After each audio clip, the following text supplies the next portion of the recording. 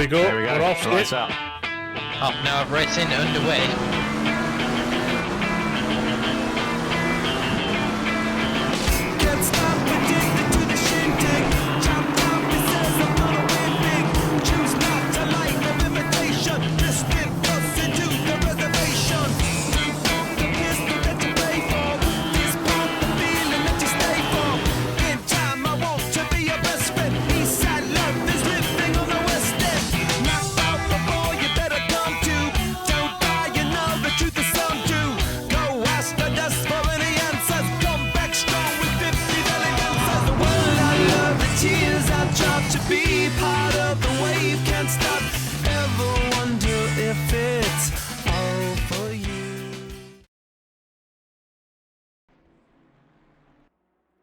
Good evening, everyone, and welcome to another round of ACM's mini endurance series with myself in the commentary box. This is Doug, and I am going to be making sure the stream is running very well this evening.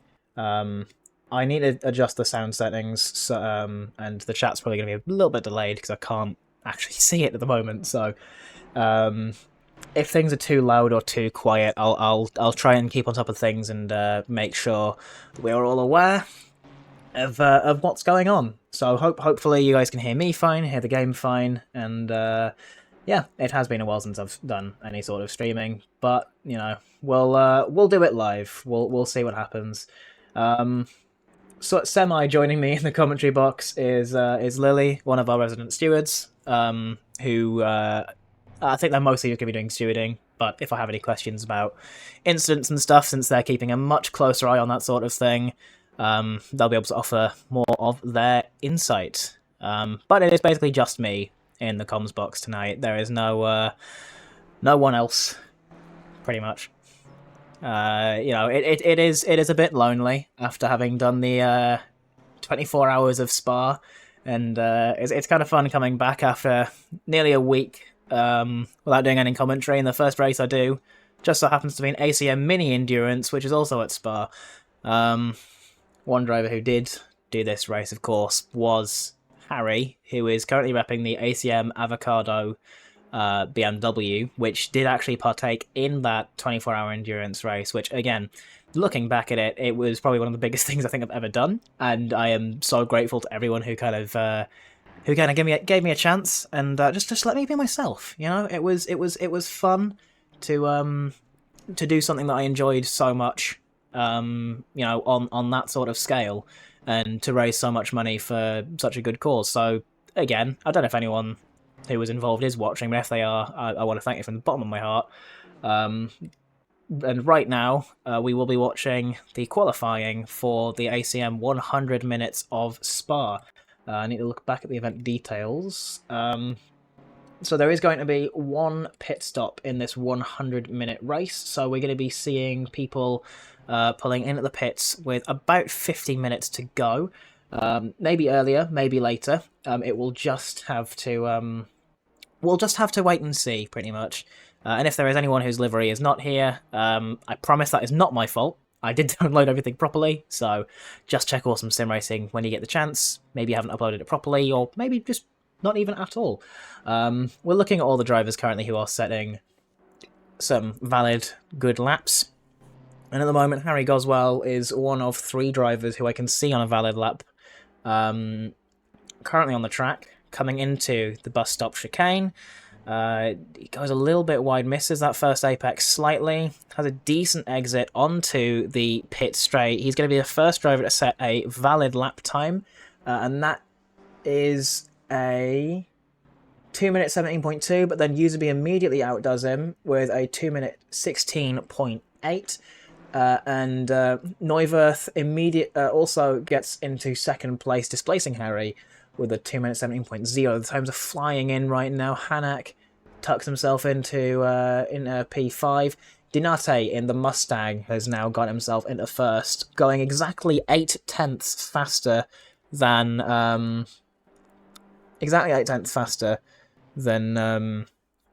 Userby with a 1 minute 16.077.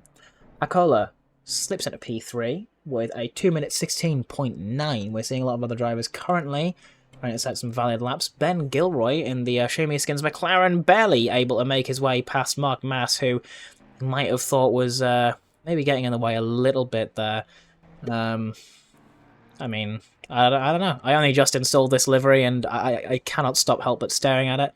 You know, I myself, I'm partial to anything dragon related, so seeing this livery is I don't know, it's really cool, and it's nice to see an old friend do you know, with such an awesome team driving a really cool car, and I'm looking forward to seeing where he can finish today. I think the last time he raced here with ACM at Spa, he ended up doing really good. He's going really wide. He's sliding off the track, going absolutely sideways, and that is almost collecting Mark Mass in the at the same time. He's waiting for that opportunity to get back onto the track.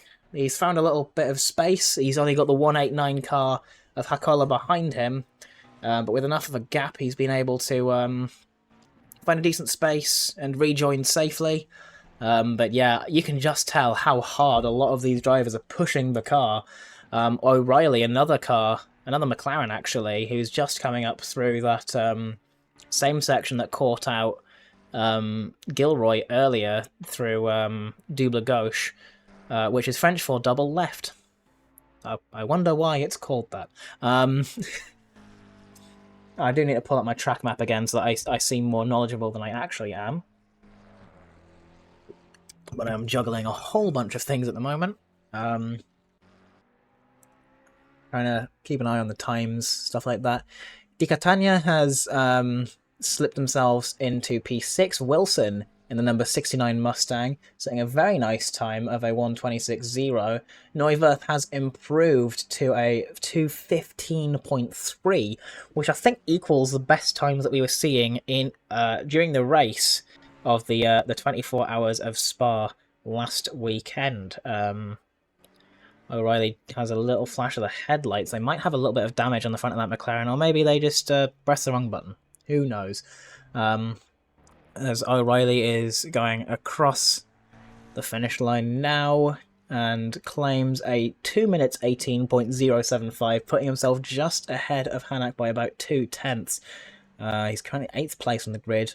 Lots of drivers up and down the grid currently vying to find a time, and O'Reilly has gone off at the first hairpin, so that's immediately invalidated their lap.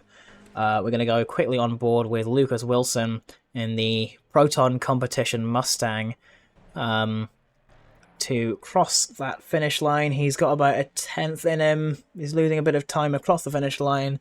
He has improved his time, but not his position. We've got Goswell and the number 29 car of Usaby just behind him, currently coming through the fast-flowing section of the track, the Cub Pour Frere. They're going to be coming through Blanchimont shortly, the flat-out left-hand turn where we've seen many a mistake happen, and I know from experience that if you get that corner wrong, you're probably going to end up in the wall, especially if you have a car that suffers with a bit of lift-off oversteer. But one may say picnic as a response to that. Problem in chair, not in car. One person who's not having any problems though is Harry. Slips himself up ahead of the number 84 car up into 6th place. And Usaby's last lap managed to get him up into P2, displacing Luke Wilson. About a 4/10 gap between the top two. Neuwirth again just proving that he can really set those times. Mass sets a 2:19.185. He is just 15 thousandths of a second behind Kelly, who's currently P11. Gilroy and Cardo in the pits, so the only other driver who has not set a valid lap just yet is Als in the number 98 Lexus. Just looking up and down the grid now to see who is improving. The number 7 car, the Big Brain Racing McLaren, Samuel manages to make his way up into P9, displacing Hanak with a 2 minute 18.110. Looking through again to see who else is making a big improvement. Well, there's Hanak. He's definitely... I know he's got more pace in him than what he's currently set. P10 is not representative for the Czech driver, and I really hope that is actually the flag of the Czech Republic, or else I've just offended multiple European countries. Coming through Bruxelles and Speaker's Corner, now he's going to use all of that track, not using the esports line, but again, carrying a lot of speed. He's going to be braking around the orange marker on the catch fencing. Through double gauche he goes. You can tell they've got their endurance lights on, not only because they've got those extra lights on the front of the car to give them the additional visibility at night, but also because there is a blue light in the car. Now, I don't know the full science behind it. I unfortunately cannot live up to the fun factness of Matt from Trackalicious, who I also had the pleasure of commentating with, but I'm pretty sure that blue light is there to stop the drivers from nodding off at the wheel, as blue light is the most disruptive to your vision. It's why a lot of people recommend you don't get a lot of screen time before going to bed. And, you know, at this time, 1 in the morning currently in game, a lot of people would be in bed.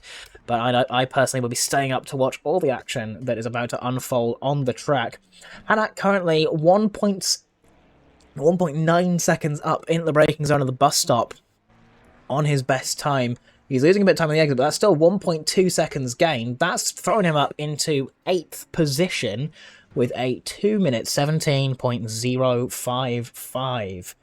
And that's going to aim to try and improve even more. I know he's got more in him. That McLaren is packing pace here at the Circuit de Spa-Francorchamps.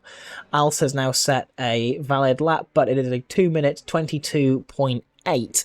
So he's still quite far off the front of the grid. He's going to want to try and whittle that time down a little bit further, as Samuel has now gone up to P9 with a 2:17.2. Let's go back on board with Luke Wilson as he comes through the fastest section of the track. Again, letting that V8 motor absolutely scream its way through Blanchimont, using all of the available space and more. All the way left-hand side of the track, braking nice and early, trailing it into the bus stop, trying to carry that momentum through the corner, making sure you can really get that power down. You see it's a bit of a dab of the brake, getting that front end in for the final corner, and that's putting him up in his second place. He's now just a 10th off of Neuwirth's top time. Dinate also in a similar time. This seems to be the track for the Mustang to really shine and to really kind of let it stretch its legs a little bit. I'm going to put this on board with the legend himself, Mark Mass, as I go and quickly refill my water, because I've realised I don't actually have any, and hydration is incredibly important.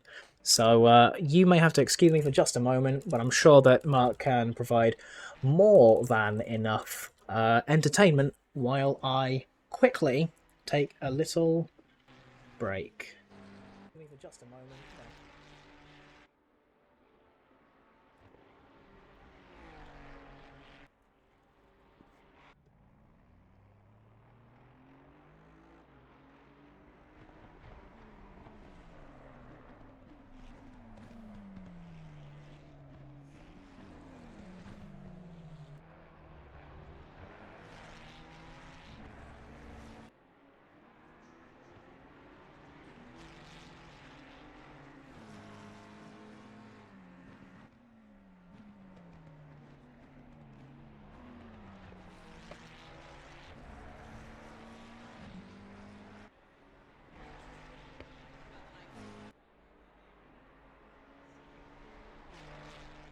Right, we're freshly watered up.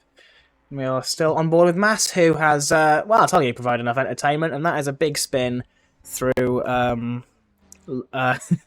through Eau Rouge and Radion, actually. I mean, he's lived up to his promise of providing some entertainment, just wasn't exactly what I was anticipating. Go on board now with Kelly, who is currently 7/10 up on his previous best. 3.4 seconds off of pole position.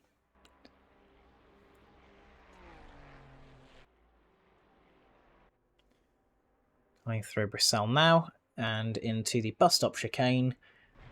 Lost a little bit of time through Bruxelles. Can he find any more through the bus stop chicane? It looks like he lost about 2 or maybe even 3 tenths. just through those corners. He's not going to get as much of an improvement. It is an improvement on time, but not one for position. He's still 11th place, with Gilroy and Caradu right at the back. No valid laps in sight for them. Cousin Racing Team for Daniele Caradu, who is currently 15th place. He's going to want to try and set a valid lap. Gilroy says he's going to want to start from the back of the grid and just see the chaos happen. And on the topic of chaos, there goes Caradu into the wall. Let's go back on board with the Shumi Skins McLaren, number 34. He's going to want to be setting a valid lap. He wants to try and prove that he can actually set those sorts of times. Just have to wait and see.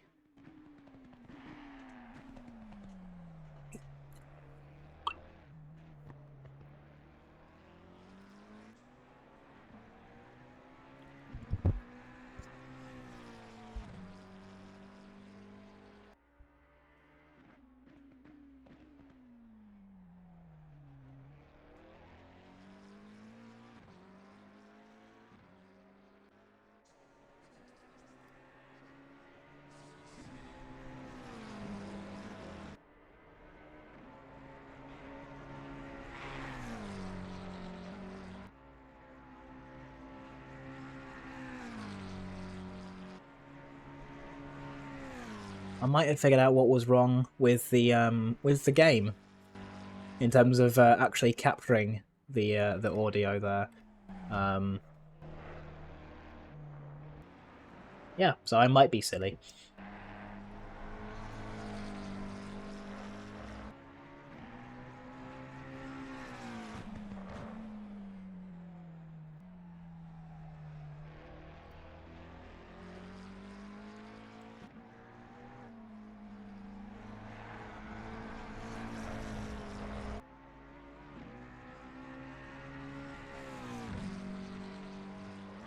Oswald's currently making some pretty big improvements. He was about half a second up on his previous best time coming out of the second sector. Through the third sector, he's going to want to try and maintain that speed. Gilroy has just invalidated his lap again.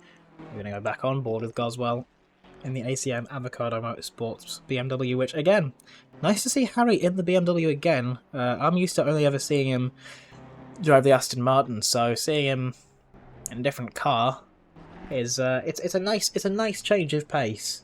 And with about a quarter of a second gain through the bus stop chicane, the rear end looking a little bit loose there, but that might have actually been to his advantage as he's gained about 3/10 worth of time. Still P7, but not by much. There's about 300ths between him and Di Catania, who is in the number 84 Ferrari. I'm looking up and down the grid now, seeing who else could improve.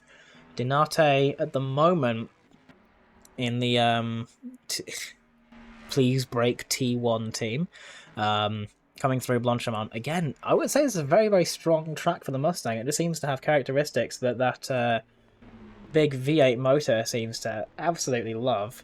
We're going to see if he can actually improve to P1. It looks like he went a little bit deep into the bus stop chicane. Yeah, and going a bit deep there has cost him all of that time. He knows he can get pole position. He's currently got purple sector 1, purple sector 2.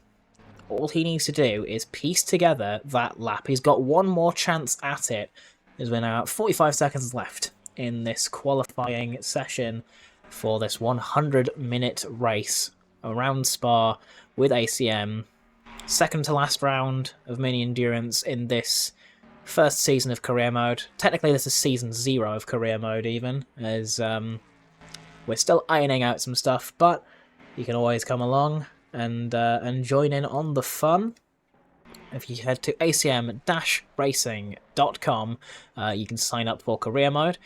If you sign up to the ACM Patreon as well, you'll get first look into a whole bunch of stuff. You'll be the first to hear about news, you'll get exclusive bonuses, offers, you'll hear about news before other people do, you'll get access to sign-ups. For example, the advent calendar that's coming up soon, the sign-ups will open for that for Patreon members early. So if you are a Patreon member, you know, you get to get the jump on people and start maybe preparing for these advent calendar races before anyone else does. And if you're not a ACM Patreon member, I'll say, you know, it's relatively cheap. You know, you can afford to skip out on a Starbucks coffee and instead throw that money at Harry's face politely. So yeah, join the Discord as well. Don't know if we have that command in chat or if I'm allowed to use it. But you can also find the SM Discord linked on the website. Wilson has now gone P1 and has dethroned Neuwirth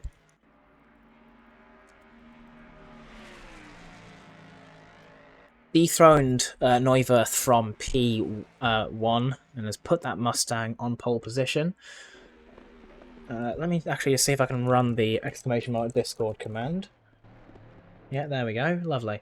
As Dinate is now coming through the final corner with about a 3/10 improvement, and it is a Mustang front row lockout as Luke Wilson is currently in the pit lane, takes that flag. We've got a couple more drivers who are currently out and are improving. Hanak returns the pit lane. Oh, Hanak has managed to keep himself in the right place, and he's crossed the finish line and gone up the pit lane.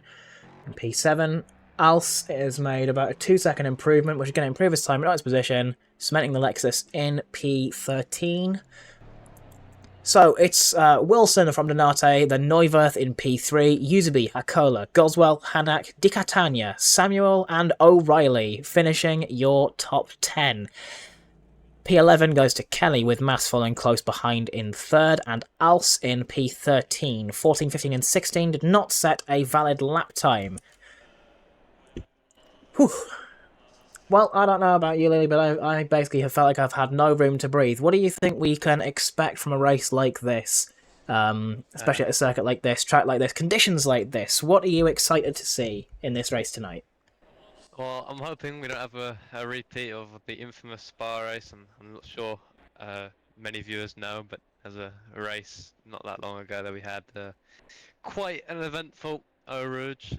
So hopefully it's all calm and we have a nice race like we saw in quali. Like there's a fair few drivers quite close together on the lap time. So I'm hoping for quite a close battle on the grid. There was no incidents in qualifying, so it's clean so far, and I'm hoping for the same throughout the rest.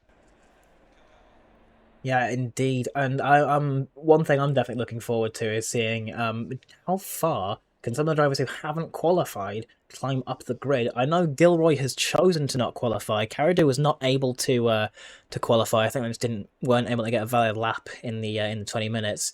Don't blame them. It's very tricky conditions. Quite a cold track. Very, very low visibility as well. And if you're not used to these conditions, it can be incredibly tough as a driver.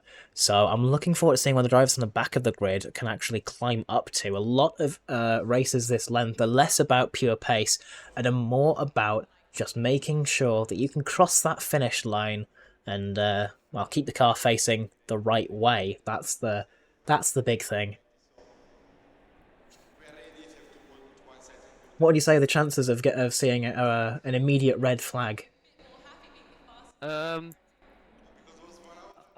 Hopefully 0. Also, you always gotta watch out for it. But the chances with this many people on grid and the quality of the race we have ahead of us, I don't think it would be likely. Might see a couple incidents at the start, but nothing major. Well, that is certainly reassuring to hear, and with about 15 seconds left before the start of the session, drivers are going to be turning their engines on, getting their lights ready, getting themselves prepared for this 100-minute race around Spa-Francorchamps.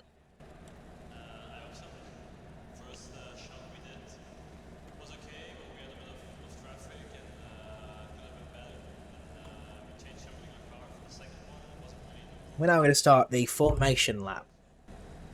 All drivers are going to spread out, and they're going to use this chance to warm their tyres. Now, as far as I'm aware, Spa is the only track on the grid where the start of the race doesn't actually start at turn 1.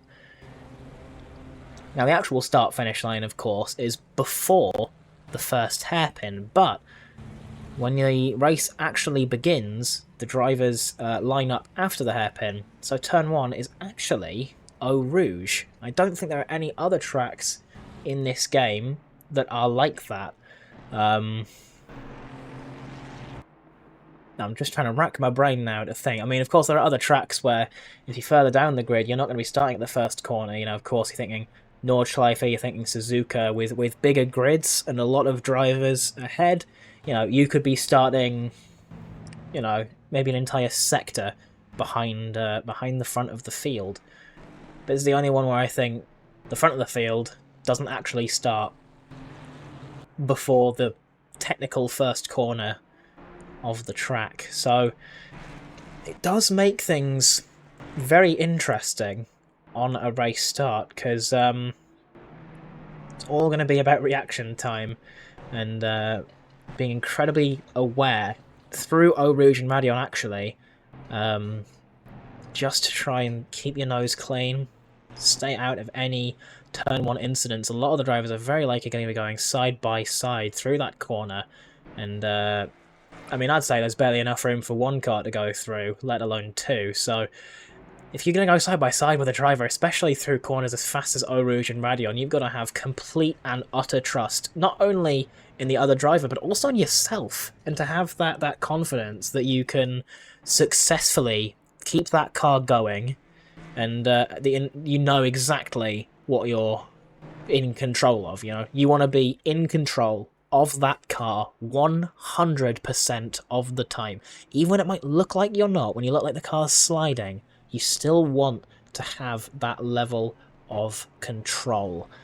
And that is what this race is going to be about. It's going to be seeing who can maintain control of their car the longest, especially in these cold conditions. The drivers are going to really be struggling to heat up the tyres. Up and down the grid, we've got a lot of drivers in a lot of different cars. Again, we're mostly seeing Ferraris and McLarens, a couple Mustangs, an Aston Martin, a BMW, and surprisingly, a Lexus. Now, I never picked the Lexus in an endurance race, not only because I'm not very good at driving the car, but also I've heard from a lot of people that it's not actually that good on its tyres, and that it chews through tyres like a beaver chews through a log.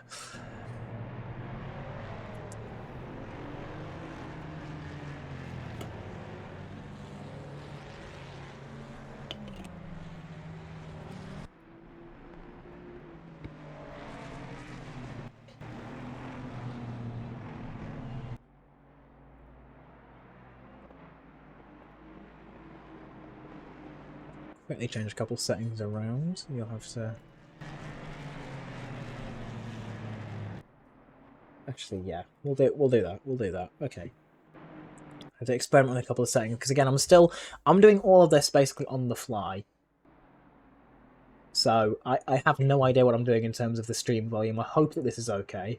If things are too loud, please do let me know, because I am not very good at this whole streaming thing. It's why I stuck to just commentating last weekend.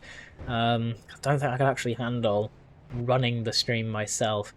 But as the drivers are approaching the actual first corner, we're going to see them all group up a whole lot. They're going to be going in their 2x2 as we all wait for those lights to go out. Normally you'd be seeing the lights go out on this start-finish line, but we're using the endurance start-finish line, which is past the first hairpin and at the bottom of the hill that takes you through technically turn 2 and 3, but from the start of the race it is turn 1 and 2. It is Eau Rouge and Radion actually, as the drivers are now going to go side by side as we now wait for those lights. It feels like you're waiting an age when you're actually driving this, just because of how long you're sat waiting with bated breath for 5 green lights, and away we go for 100 minutes of Spa-Francorchamps. Luke Wilson does get away really well. He's side by side with the other Mustang. Immediately pulls out into the lead. Dinate is just behind him. Have had a lot of drivers all throughout the grid. Looks like they made it through Eau Rouge and Radion safely, but that doesn't mean that they are going to be exactly safe. Thank you for the tree getting in the way once again, as Dinate and Wilson are now side by side coming through Les Combes.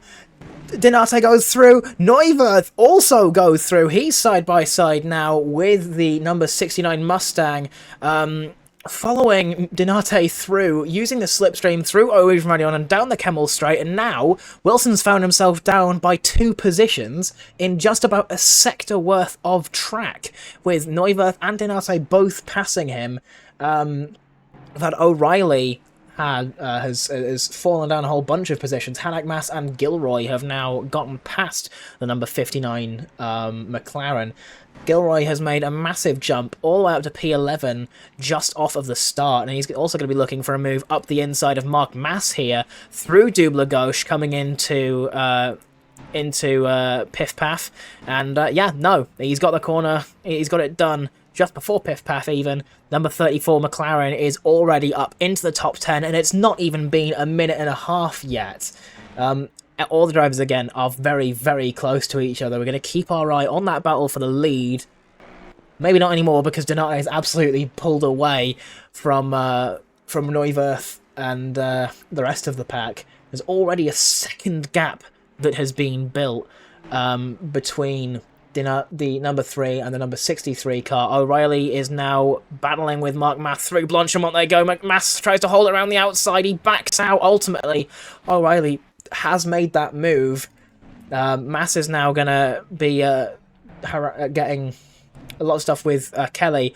Hanak and Gilroy are now fighting, but Gilroy is ahead at the bus stop. There is so much action happening up and down the path that I can barely keep track of it. Hanak looks to the outside of La Source, which I think is the name of the first hairpin. I hope I'm not confusing it with somewhere from Monaco. Gilroy, a bit of door banging there between Gilroy and Hanak. They're going to be going side by side through Eau Rouge and Radion, actually. No, they're not. I lied to you. Hanak has decided to be sensible. He's pulled out of it, and he's just going to aim to get in Gilroy's slipstream and to just stick with the British driver. And that looks like it's a car going sideways. I think that's O'Reilly. That is O'Reilly, who's had a crash at Eau Rouge, and he nearly gets collected! He nearly gets collected by the Lexus of Als, who's now made a move past Caradu. That must have been an absolute brown trouser moment for the Danish driver. My God, I would not like to be in that Lexus's position. Just seeing a car sideways at the top of Radion, just slowly inching towards you. You're going through that corner at like 250 kilometers an hour, more than that even.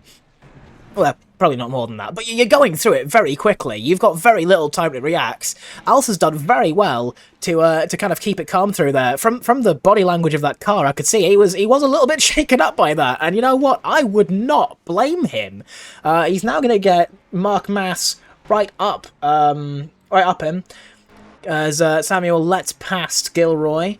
Or it looks like he just let him past. I think he knows the pace of the number 34 McLaren, who's already climbed up to P8. We're only 2 laps into the race. So yeah, already we've had a lot of stuff going on. Mass has made it past Als as well. Lily, do you have any comments on the O'Reilly incident coming through Eau Rouge and Radion? Did he just lose the car, or was there a little bit of contact made? No contact made, because I haven't seen it on my sheet, therefore I haven't seen it, but from your reaction, I'd like to imagine it was quite something. Well, I mean, when you see a car spinning into the barrier on the inside of Eau Rouge, he went spearing across the track, and through Radion as well. That is Hanak! Hanak has pulled off to the side! Out of Blanchimont, Hanak has just pulled off. He's got his car running again, but Hanak looks to have had maybe some sort of hardware problem that might have caused him to have to pull to the side of the track. And that set Hanak back in 15th place. Now he's got a 7-second gap, to O'Reilly ahead of him. That is a bizarre incident.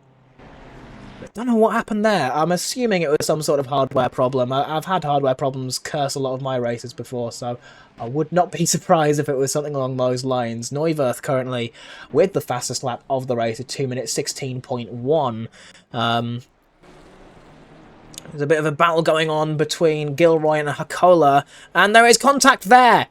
Gilroy tried going on the inside of Hakola. Gilroy gets spun around. Whether that is his fault or Hakola's, I'm not sure, but there was definitely contact there as Gilroy attempted to go up the inside of the number 189 Ferrari through Malmedy. So that has caused him a little bit of grief, and now he's got about a 5-second gap to the number 7 McLaren ahead that he's going to have to claw back. That incident has opened up. Harry's got less of a pack kind of following now, but he's still got Di Catania within about half a second of that BMW. Things are going absolutely crazy here in this 100-minute endurance race. You're not going to want to miss the rest of this mini endurance round at Spa.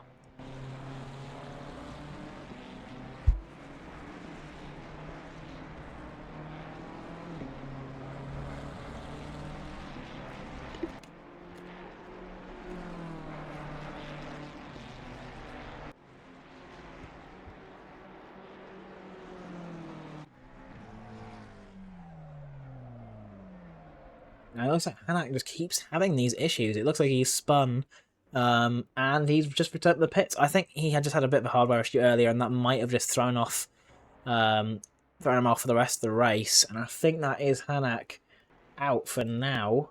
I'm going to see if I can investigate what has happened, because at the moment I have got absolutely no idea what is going on. But whatever's going on, Hanak has now left, and we've got a three-way battle for the lead. We've got 14 cars still battling at the moment. O'Reilly now just half a second behind Caradu in the number 4 Ferrari, McLaren. I can't read. Could have a three-way battle for the lead with the top 3 separated by less than a second gap between each of them. So that's 2 seconds between first and third place. Thiago Dinate is currently in P1 after a very, very clever move at the start. Neuwirth in second, setting some very, very good laps. Dinate was able to pull away by about 4/10 in their previous lap, but Neuwirth is just that much quicker. Neuwirth was able to get in P2 by following Dinate as they made that overtake on Luke Wilson. Gilroy gets a 5-second penalty. I'm assuming that is for the contact with Hakola earlier as he came into Malmedy.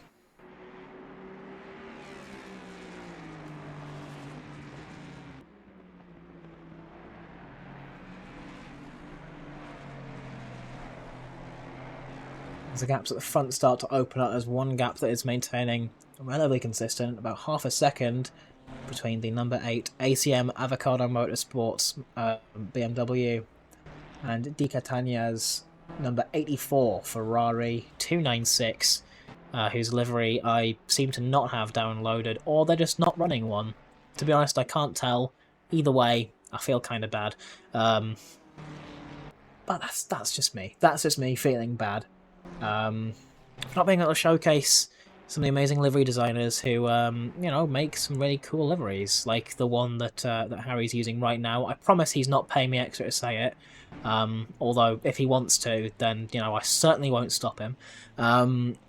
Dinate looked like they really closed up on the braking zone of the bus stop. He's really trying to make sure that Harry knows that he's right in the back there, and he's really going to be hounding him for that position.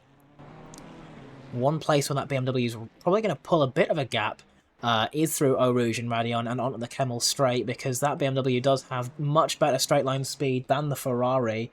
O'Reilly has gotten past us for position. I can't get that on a replay because my game will probably scream at me if I do.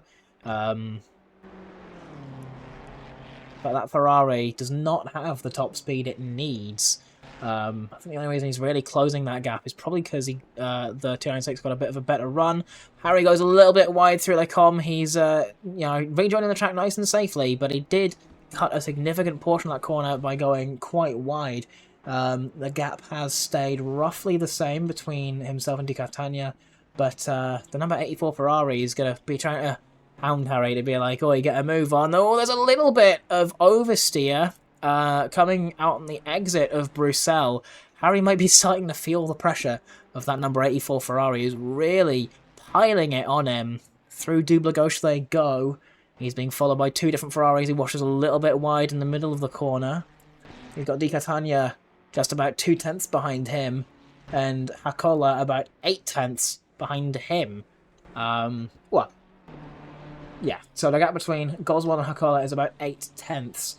There's very little separating the three cars. All it'll take is for Harry to make one more mistake and for Di Catania to really, just pounce on that opportunity. As I have been told multiple times, while dive bombs might get you the place sometimes, you're much more likely to take yourself and or the other driver out. It takes a lot more skill to just stick behind a car that you know you can overtake, pile that pressure on, and when they make a mistake, to use that gap that you open up and to get past him. You can see taking a bit of a more aggressive line. He's getting in that BMW's mirrors, and he's really going to be looking for that move now. Di Catania is really piling on that pressure. He's just getting eking closer and closer to that number 8 BMW. He's practically pushing him through that first corner there. Gap between Eusebi and Goswell has opened up to about 5.3 seconds.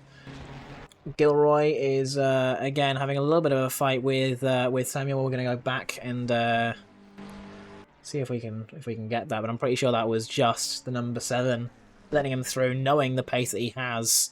A little bit of cutting at Raddy on there for the number 7, who's going to be in Gilroy's slipstream. He's going to maybe look for a bit of an overtake into Lecom. And yeah, he looks to the inside, and he's well, you know what, he's gone for that dive bomb, but Gilroy gets the switch back right through Lecom. He knew that he was going to go a little bit wide there. He knew he went for the dive. He let him go deep into the corner and just executed that switch back perfectly. Hats off to you, my man. That's P8 solidly for Gilroy, who's now going to have to claw back 6 seconds if he wants to get past Hakola. If we go back to this fight for P5, it's a 3-way battle for position. Harry does go a little bit wide, coming through Double Gauche, with Di Catania just behind him, and Hakola again. He's got 2 Ferraris within about half a second of him. He's going to want to try and open that gap a little bit more. He's going to have to hope that Di Catania and Hakola maybe start to fight just a little bit as he goes a little bit wide, coming through the final corner in the second sector of the track. And now he comes onto the fastest section of the track. Both of those Ferraris are in his slipstream, and they're both going to want to maybe look for a move with that gap now just down to about a 10th. Coming through Bruxelles, Harry gets it right. Di Catania goes wide. Hakola goes past. Di Catania on the grass, coming into the bus stop, maybe sliding a little bit too much.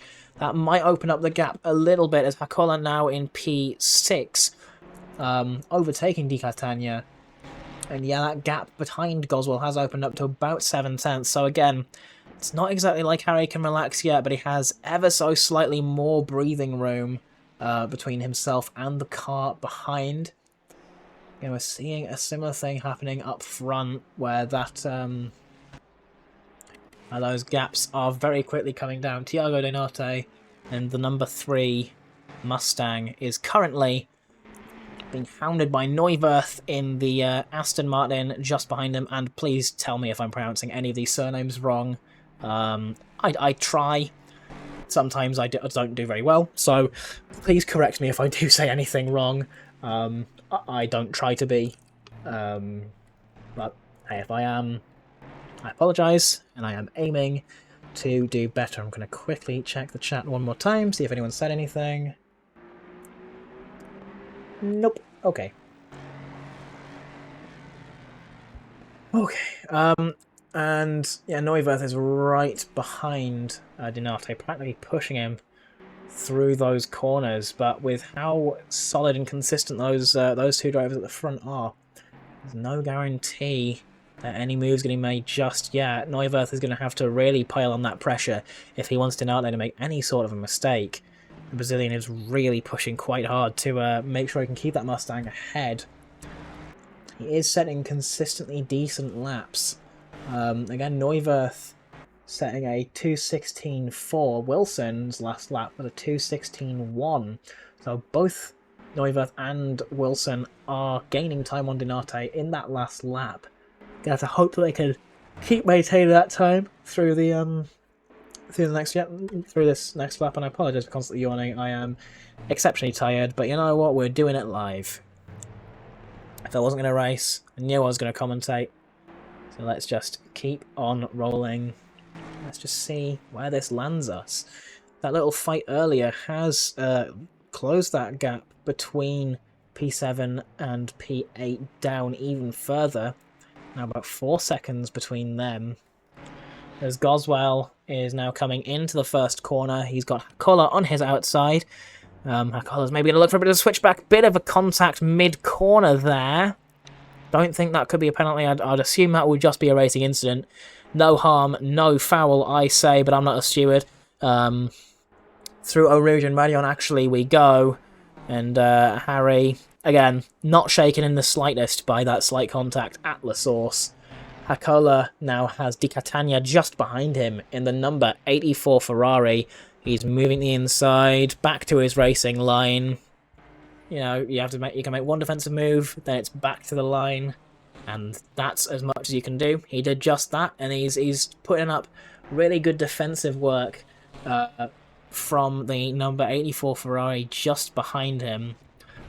Again, this is another livery that I'm pretty sure I just don't have downloaded, even though I did sync the Awesome Livery collections. So again, you might want to check if you've uploaded it correctly, because I'm not seeing it at the moment. Don't know if it's my fault, don't know if it's anything else, but I've done everything I can, so I'm not going to blame myself for it. Neuwirth still holds the fastest lap of the race with a 1:26.130. We've got other drivers up and down the grid currently.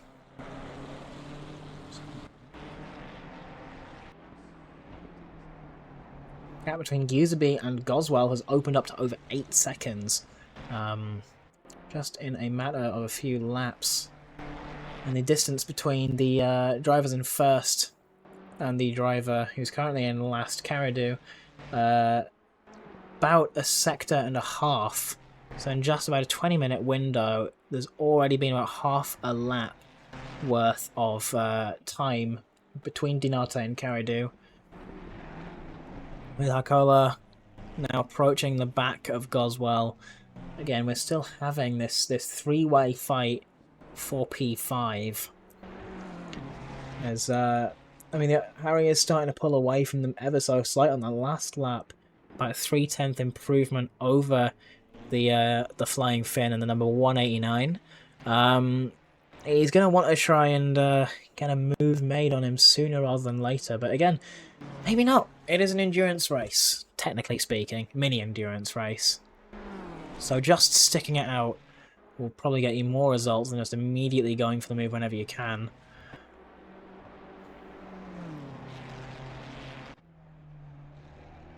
As O'Reilly has made a move on Mass. I can't tell if that was Mass just letting him by, or if that was maybe a spin or something.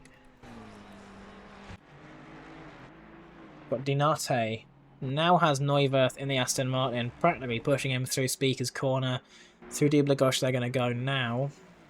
Again, there's a piece of orange catch fencing on the right-hand side that you can barely see in your peripheral vision, but if it is very good, you brake around there and trail it in, and you just carry that momentum through the double left-hand or the double apex, and just try and make sure you're carrying all of that speed, because it does count throughout the lap. This is one of the fastest laps, I think, on the GT3 calendar. It's probably incorrect, but I know it's definitely one of the fastest in F1. So I'd assume it'd be the fastest in GT3 as well. A lot of fast-flowing corners that do go into each other. Again, we are looking both at the three-way fight for the lead, but also three-way fight for 5th place with Goswell, Hakola, and Di Catania. And we have the fight for P1 again, Dinate, Neuwirth, Wilson. There could even be a little fight going on for P11 between O'Reilly and Mass. Dinate does go a little bit wide in the entry of the bus stop. Is it going to be wide enough for Neuwirth to maybe think about making a move? Does he think that he's going to be piling on that pressure? I mean, with about 20 minutes worth of driving behind that Mustang, he must have patience like a diamond, just sitting there behind that American V8 motor, roaring its way in front. Hakola has actually made a move on Goswell, and I didn't get to see it, and Mass has made a move on O'Reilly as well. Goswell looks up the inside of La Source. They are... No, I was going to say they looked like they were going to maybe go side by side through Eau Rouge and Radion. Again, with about a 10th between himself now and Hakola in P5, he's just going to hope for a better exit onto the Kemmel Straight, which it looks like he's maybe got. And if the BMW can use the Ferrari slipstream to his advantage, he has actually defended the inside. He's got Di Catania, who's now going to be wanting to move his way past him. He shoves him aside, and Harry Goswell has now fallen 2 positions. Both of the Ferraris have worked together and have gotten past the BMW. Goswell falls to 8th. Hakola and Di Catania both make up a position and are in 5th and 6th respectively. Still got O'Reilly and Mass who are fighting currently for position. I would like to see if Mark can make this overtake stick, because it looked like he was going to get it done for a little bit, but O'Reilly was just able to maybe get a bit of a better run out of La Source. So Mass needs to know his strong suits. He needs to know O'Reilly's weak points and just be able to kind of work them together, make sure he can get right back past O'Reilly, who does make a little bit of a mistake coming out of Malmedy, having to counter-steer the car. Again, in these cold conditions, you're scrambling to try and find grip, and in the McLaren, which is already a very rear-happy car, he's probably got the rear tyres a little bit too hot, and he's just sliding the car around a little bit more than he should be. Throws a defensive move to the inside, which might compromise his lane and speed a little bit through Double Gauche. He's got Mass just behind him, about half a second between the two. Neuwirth and Dinate are currently going side by side through the bus stop chicane. We're nearly going 3 wide down the pit straight. Wilson's Mustang is basically going to be trying to... It looks like he's going to try and bump draft the Aston Martin. Hopefully his reaction time's on point. Ooh, a little bit of door banging there into La Source. Neuwirth around the outside, and that Mustang is going to want to really try and use those buff American horses as they go through Eau Rouge and Radion. Someone's going to have to back out. Dinate tucks in behind Neuwirth. The Mustangs are going to go absolutely flat out through Eau Rouge and Radion, actually, and he's going to really try and use that slipstream to get past the Aston Martin, who throws a defensive move to the middle of the track. That's opened up the gap on the outside for Wilson to maybe make a little bit of a look. Dinate maintains his line. Wilson is sensible and thinks otherwise, but that is the number 63 Aston Martin of Neuwirth, currently up in a P1, also holding the fastest lap of the race so far. Going to go back to Mass and O'Reilly, who are also coming up through Eau Rouge and Radion, actually, and it looks like Mass has actually made a move on O'Reilly, and once again, I have missed it on the stream. I'm sorry, Mark, I don't deliberately mean it, but I would assume people are more wanting to look at the lead than anything else. I would try and get on a replay, but my game is probably going to freak out at me if I do. We've still got a lot of action happening up and down the pack, but you know what? We'll do an instant replay. Screw it. Why not? We'll see what happens, and if my game dies because of it, whoops.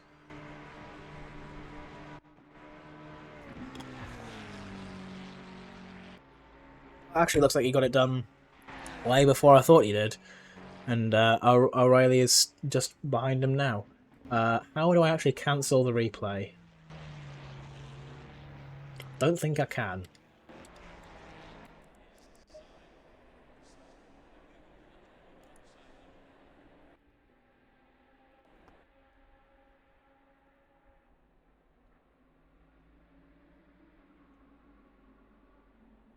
Have I just done something wrong? I feel like I've done something wrong.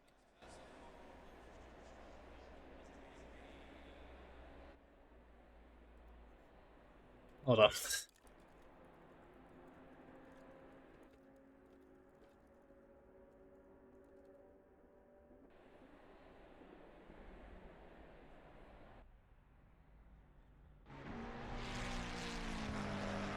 Okay, and that did not seem to crash my ACC race control this time, so that's good. I must have set something up wrong last time.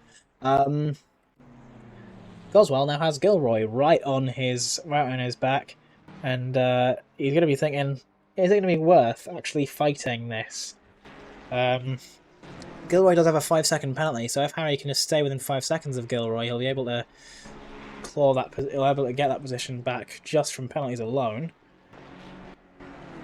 Have there been any more incidents that have happened during the race that I might have missed? Anything that we could have maybe had a bit of a closer look into? Yeah, so actually Gilroy got his 5 seconds. It wasn't for the Hakola incident, actually. It was for him and Hanak. Gilroy actually went for a move at turn 1, lap 2, and bumped Hanak and caused him to lose a position. So that's what his 5 seconds is for. The Hakola incident he got a warning for. At the moment, I think Gilroy's playing the aggressive game, so we'll have to see how it works out for him and Harry. Yeah, definitely. I mean, Gilroy's got a lot to do. I mean, starting from as far back as he did, I think he started P14 after having not set a qualifying lap. I think he's just using this to try and work his way through the field.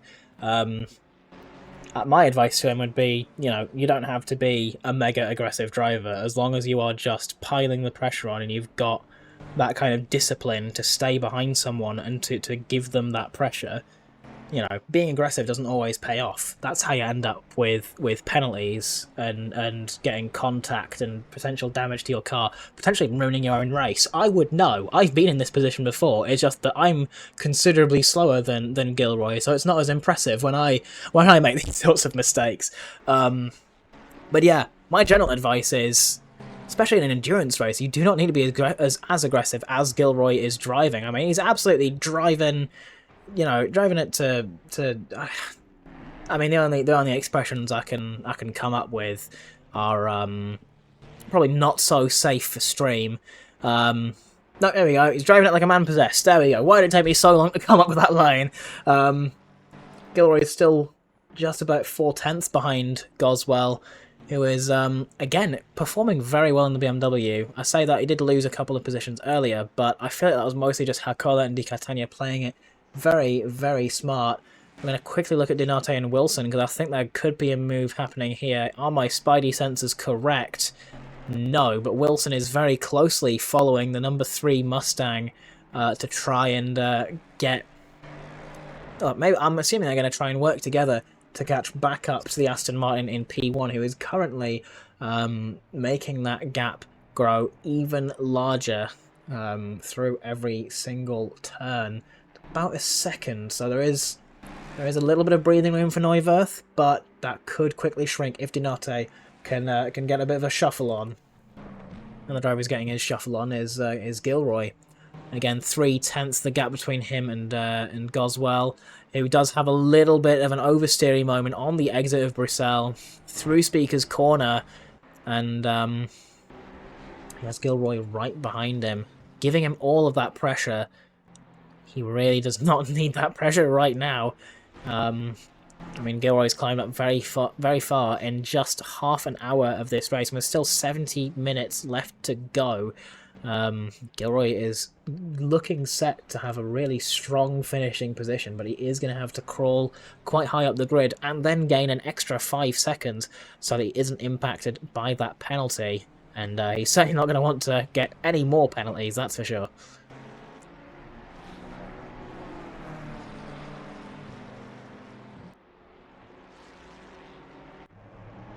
Donate and Wilson, are going side by side through the bus stop chicane. Donate has the outside line. Wilson currently has a nose ahead. Does Donate have the better exit? It looks like maybe they're going to be side by side coming through the first hairpin. Wilson around the outside. Donate holding that inside line. He's going to have a really decent exit out of La Source. It looks like they're still maybe side by side coming through a Rouge and Radion, and Wilson does tuck in back behind Donate. Might want to try and make that move. just at the top. Well, Dinate does go a little bit wide through Radion, actually. Wilson does have the slipstream. Dinate has the moves to the inside. He's shaping up for that defense. Moves back to the racing line. Is Wilson going to go for a little bit of a dive? A little cheeky dive? No, he doesn't. Again, he's sticking behind the Mustang. He knows he's going to gain more by just being sensible. It looked like Gilroy might have had that position for just a second, but then Harry has immediately clawed it back. Gilroy looking at the outside. Harry defending that inside line. Gilroy has a really, really good run down the Kemmel Straight. They're side by side into Lecombe. Gilroy goes off. He's going to have to give that position back. Because I would argue he overtook off track. This is an F1. Being ahead of the apex does not mean that you are immediately entitled to the position. And I'd even argue he wasn't ahead of the apex either. So he's going to have to give that position back one way or another. Or else he's very likely to get penalised for that. We all saw it. I definitely saw it. So Gilroy's going to have to let Harry back past and try and overtake where he actually stays on the track.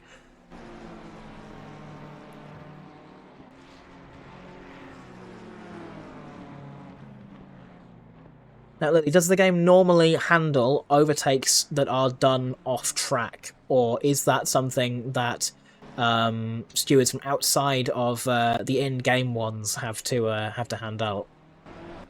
It all depends. Unfortunately for Gilroy, I saw it, so it's going to be added manually to the sheet. But from my perspective, it did seem Gilroy was still ahead at the apex. He had a nose ahead the entire time. But I need to calculate the gaps, but it could be an unfair advantage penalty for Gilroy. Yeah, from what I could see on the cameras, it did look like he had went off track and gained an advantage. And again, it's one reason I don't really like watching F1, because the whole ahead at the apex rule, you can very easily just make a silly dive bomb and then claim you are ahead at the apex. It promotes irresponsible racing. It promotes, not having as much talent in making these overtakes, because, the real way to make the overtake is dive bomb, gain an unfair advantage, and then say, oh, well, I was ahead at the apex. I mean, not every set of rules is perfect. There's always going to be some sort of loophole, and that's the brilliant thing about motorsports, is that it's not only about technology, it's not only about pure driver performance, but it is also about finding, really brushing up on the rules, trying to read up on everything, and really just finding any loophole that you can. And unfortunately, that does mean that a lot of drivers are kind of abusing this ahead at the apex thing in F1. So hopefully we can see a bit of a change in rules there to maybe promote slightly more, I want to say talented racing. I mean, the F1 drivers are very talented, but it is kind of inspiring other motorsports to do the same. And while it might cause more overtakes to happen, it's not the sort of overtakes that are as impressive from a technical and from a racing standpoint. Mass, I've just noticed actually, has gone into the pit lane. He's the first of our field to pull into the pits for their mandatory stop during this 100-minute period. Now, a car can last an entire hour on one set of tyres and a reasonable amount of fuel, so I'm assuming Mass is going to go for that undercut. Very smart of him, and towards the end of the race, though, he might start to see a bit of a pace drop, as drivers on fresher tyres will have a little bit more tyre advantage compared to the number 333 Ferrari. We're just looking through the grid right now, and the current closest gap is between Di Catania and Gilroy. It's a half a tenth gap, but with Gilroy having a 5-second penalty, I don't think Di Catania is really wanting to give this position up. And even if he does, I'm sure he's just going to want to stick behind the number 34 and just try and keep that gap within 5 seconds, should Gilroy get ahead of him. But yeah, we're settling in that part of the race now where the gaps are going to open up a little bit more.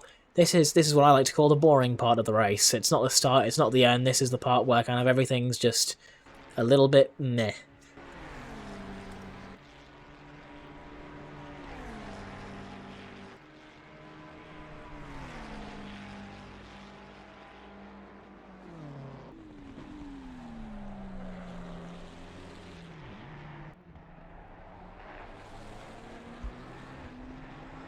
Gap's now down to 2/10.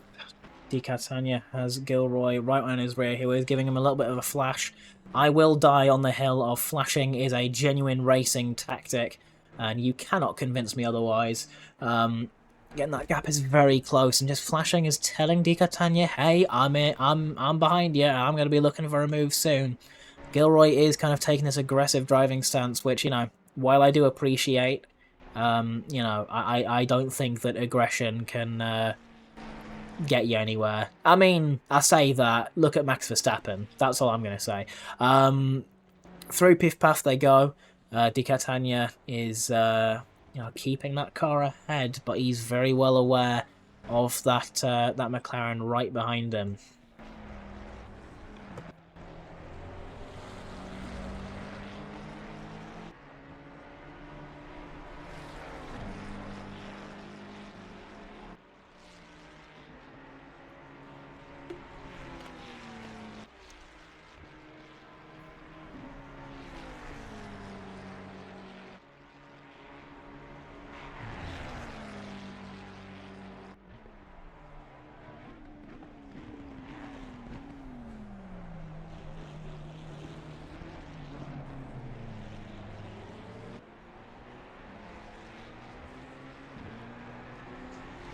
I suppose now would be a good chance to talk about our make a little bit of promotional stuff. Eh? Why don't we do that? Why don't we fill some contractual obligations?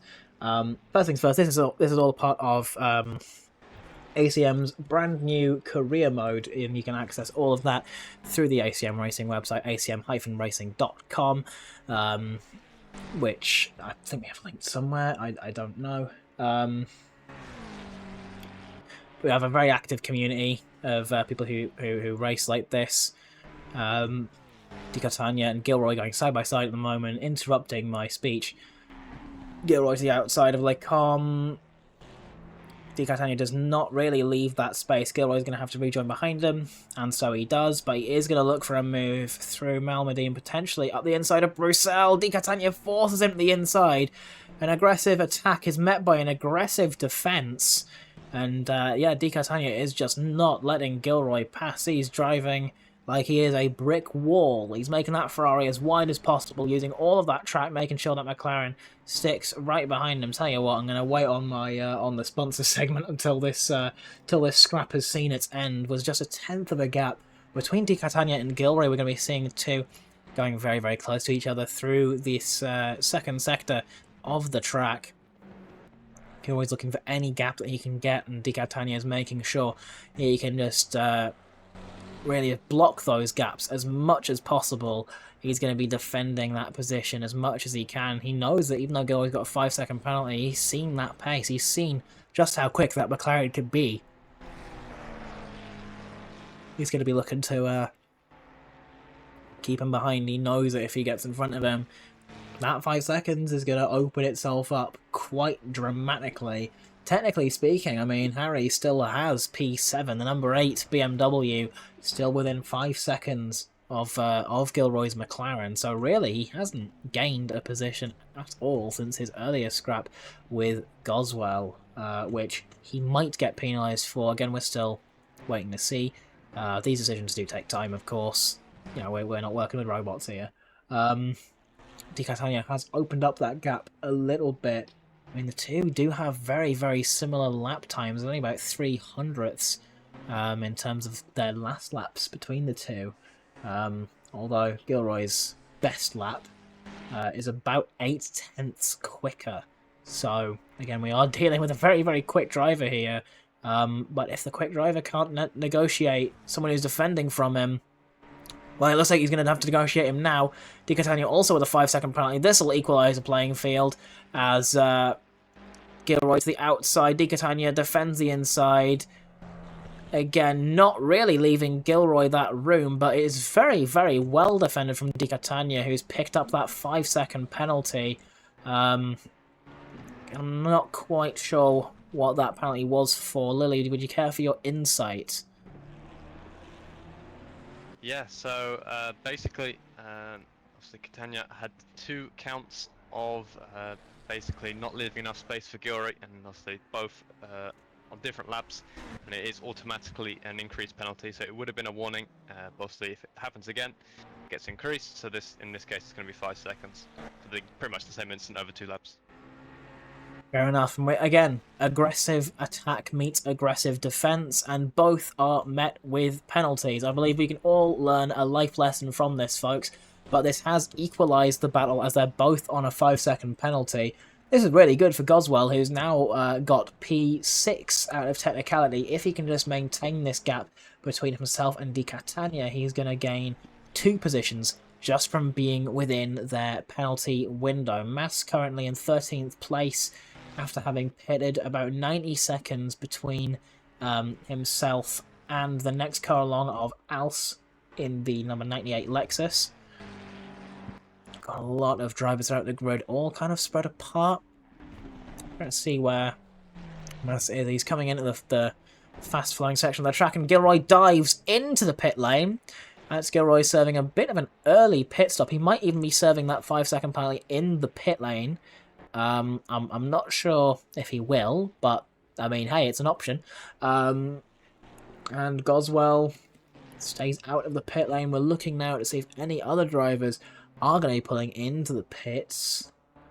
But again, this is another early pit stop. Gilroy is only our second driver of 14 to pull into the pit lane.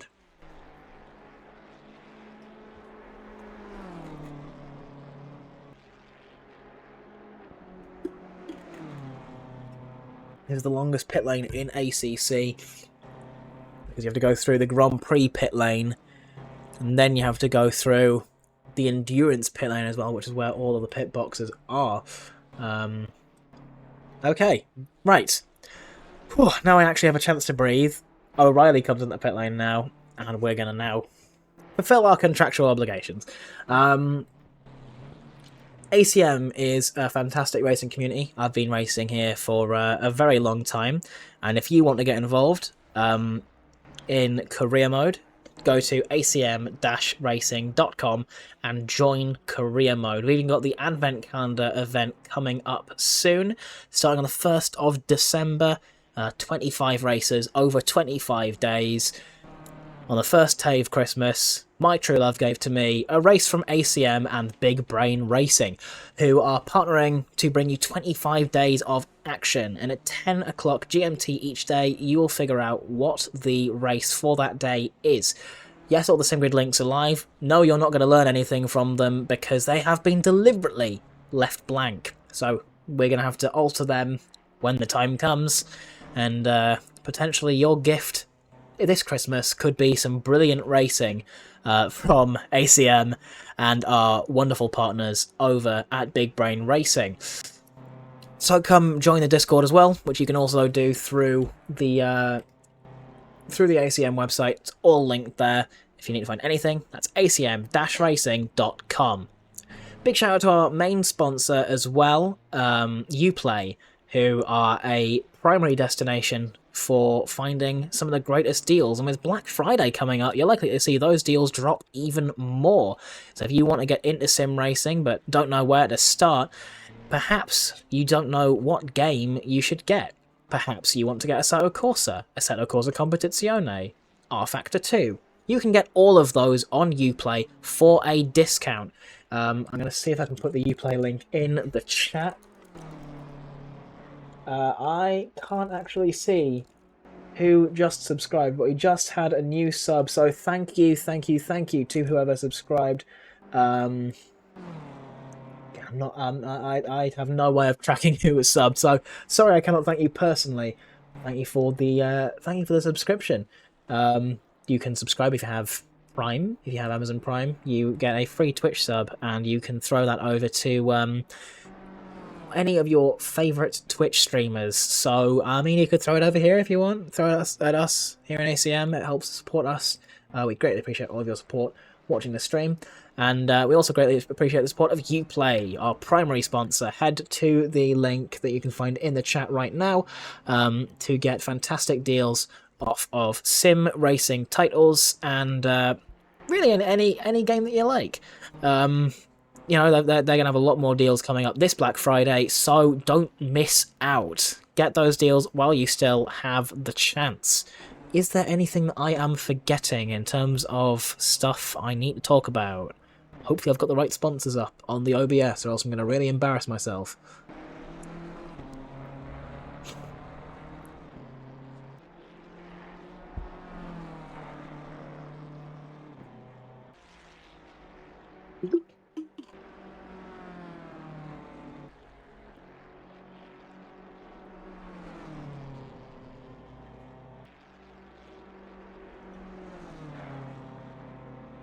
And this is where the race is kind of just going to settle out into its own thing.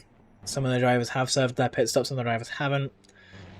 Harry goes a little bit wide in the entry of the bus stop, and he's lost a little bit of time there. Gilroy did actually serve his 5-second penalty in the pit stop. Now Gilroy has no penalty. Stop for an additional 5 seconds in the pit lane, which I would argue is a very, very smart decision to make. Because that 5-second penalty, you never know, it could bite you in the arse at the end of the race, and it could really cause an issue at the end of the race, and yeah, it could throw another little spanner in the works. All the gaps up and down the grid are really starting to spread out. Gap between first, second, third, between 3 and 4 seconds. So the race is really starting to settle down.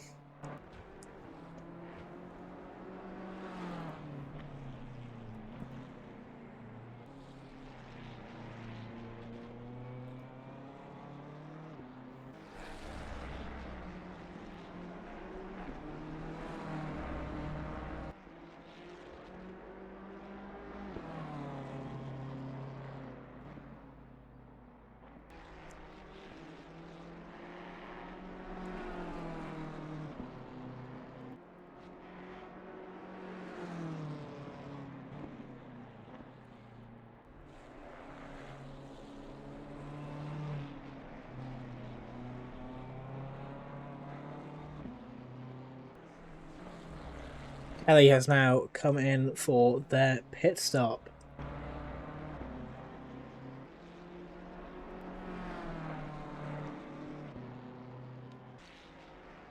A lot of the drivers who have already made their pit stop are a lot further down the grid. We have Mass and Gilroy who have done their pit stops.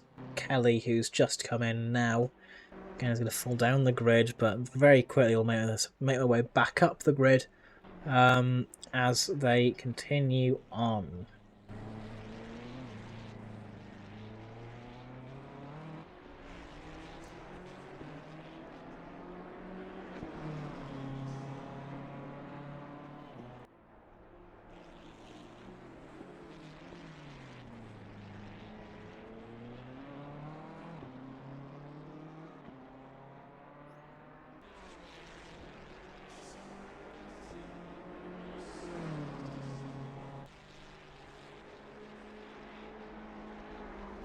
As the number 7 McLaren also has pulled into the pit lane to serve their pit stop. Again, we're kind of at the part of the race where things are going to start getting interesting when it comes to pit stops. A lot of drivers are going to be falling. Going to be coming into their pit stop around now. We are reaching the halfway point. We're already seeing blue flag get thrown. I promise I'm not colorblind. As it is now Kelly in front of Goswell, who's going to want to maybe get out of the way. And yeah, immediately does get out of the way, even before Bruxelles just lets Harry right through. And yeah, no issues there.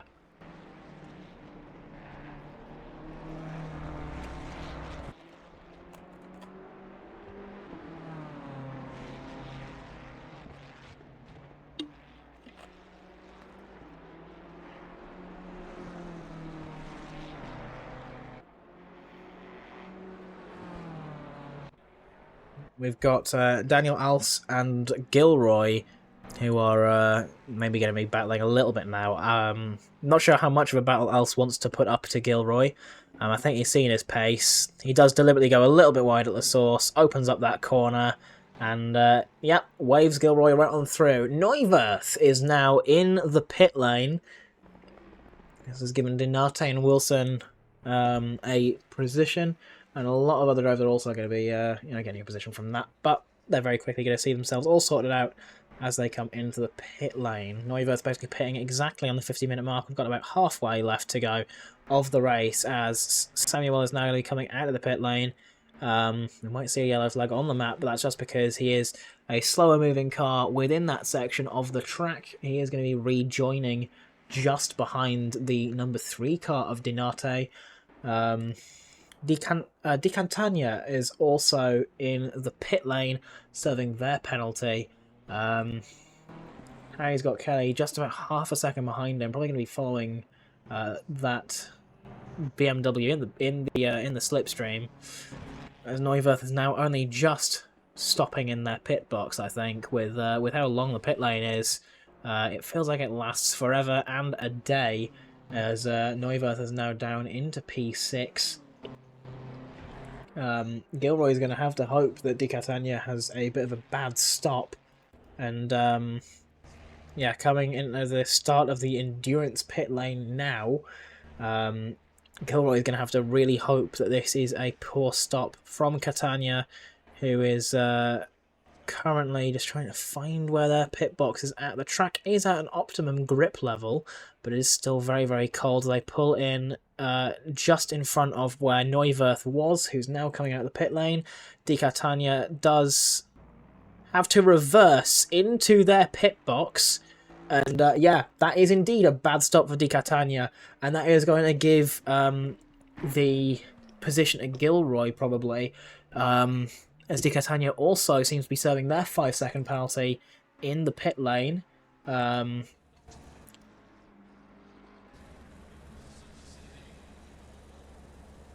See if I can see Gilroy just fly past him. There's Gilroy now coming out of the first corner.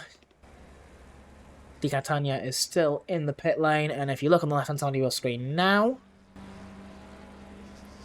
there goes Gilroy up into P7, who has jumped him in the pit lane.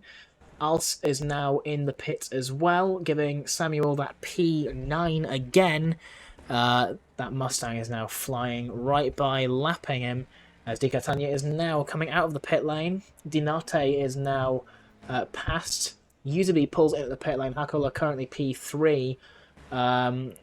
Samuel is now up into P8 as Di Catania. That is a big crash. That is a crash. That is a crash from Samuel. Let's have a really quick instant replay of that. He's returned to the pit lane. I think he had a lot of damage there. It's unlikely we're going to be seeing him continue in this race. We are going to have a really, really quick instant replay of that moment. So again, everything looks quite normal for the McLaren coming out of La Source. Eau Rouge and Radion is a very, very tricky corner complex. You've got to nail it every single time, or else you might have something like this happen. He gets the car a little bit unstable through Radion, overcorrects, and Lando Norris is into both of the walls, hits the wall on the inside, and then the wall on the outside, and has unfortunately had to return to the pits with the amount of damage that he's got from there, just overcorrecting the car through those corners, and he is, he's out of the race now. We are now down to just 13 drivers, as we've had Hanak with a mechanical failure, I believe, of some description. I'll have to double check that, because I actually have no idea what happened. Yeah, I have no idea what happened with Hanak, but Samuel just had a massive moment through Eau Rouge and Radion, slammed both of the walls. I think they just lost the car coming through. It's very, very easy to do, especially on the McLaren. It's got a very, very happy rear end. And now we're down to just 13 drivers remaining with 45 minutes left to go in the race. Carried up to P13 now, after another driver has been caught out by various conditions. Luke Wilson actually is now in the pit lane. This gives Dinate the essential lead, but I don't think Dinate has actually come into the pit lane just yet.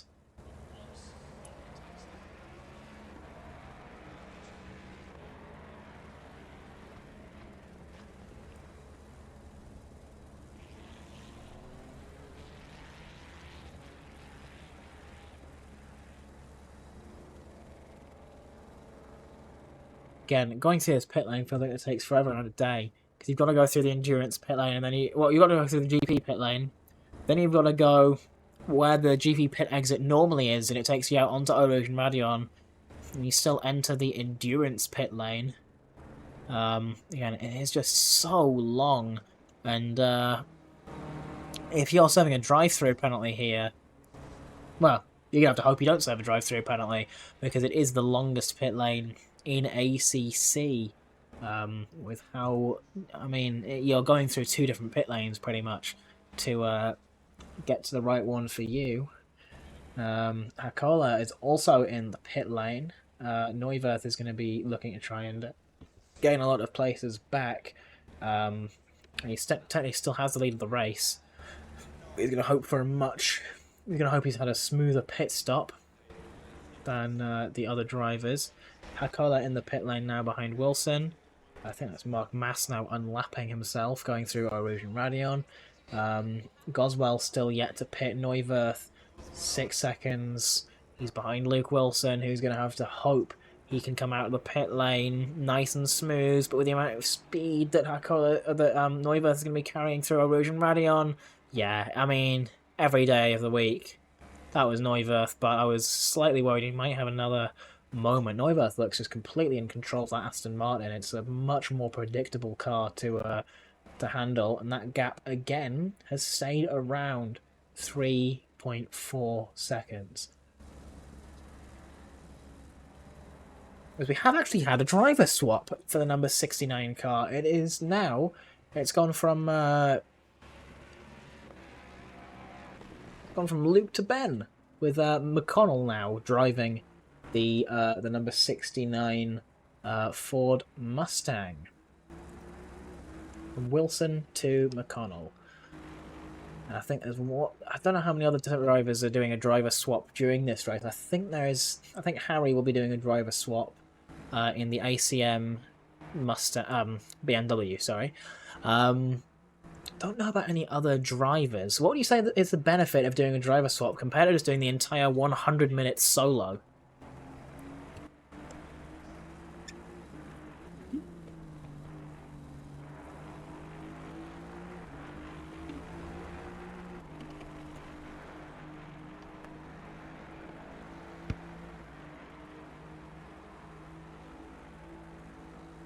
I for one would assume it's you know, you're wanting to really just try and have a fresh driver in. If you're driving for 100 minutes, you know, you're going to be a little bit tired. But if you're only driving maybe 50 minutes each, you know, that's basically a regular race each. So both of you are going to feel like you're ready to tackle the challenge as Goswell now pulls into the pit lane. Number 69 Mustang is going to want to try and... we're going to be getting past Goswell, who's currently in the pit lane, the number 8 BMW. He's going to be losing a lot of time and probably a good handful of positions as he is now going to tumble down the order in the pit lane. And I think we are going to be seeing a driver swap in the number 8 ACM BMW.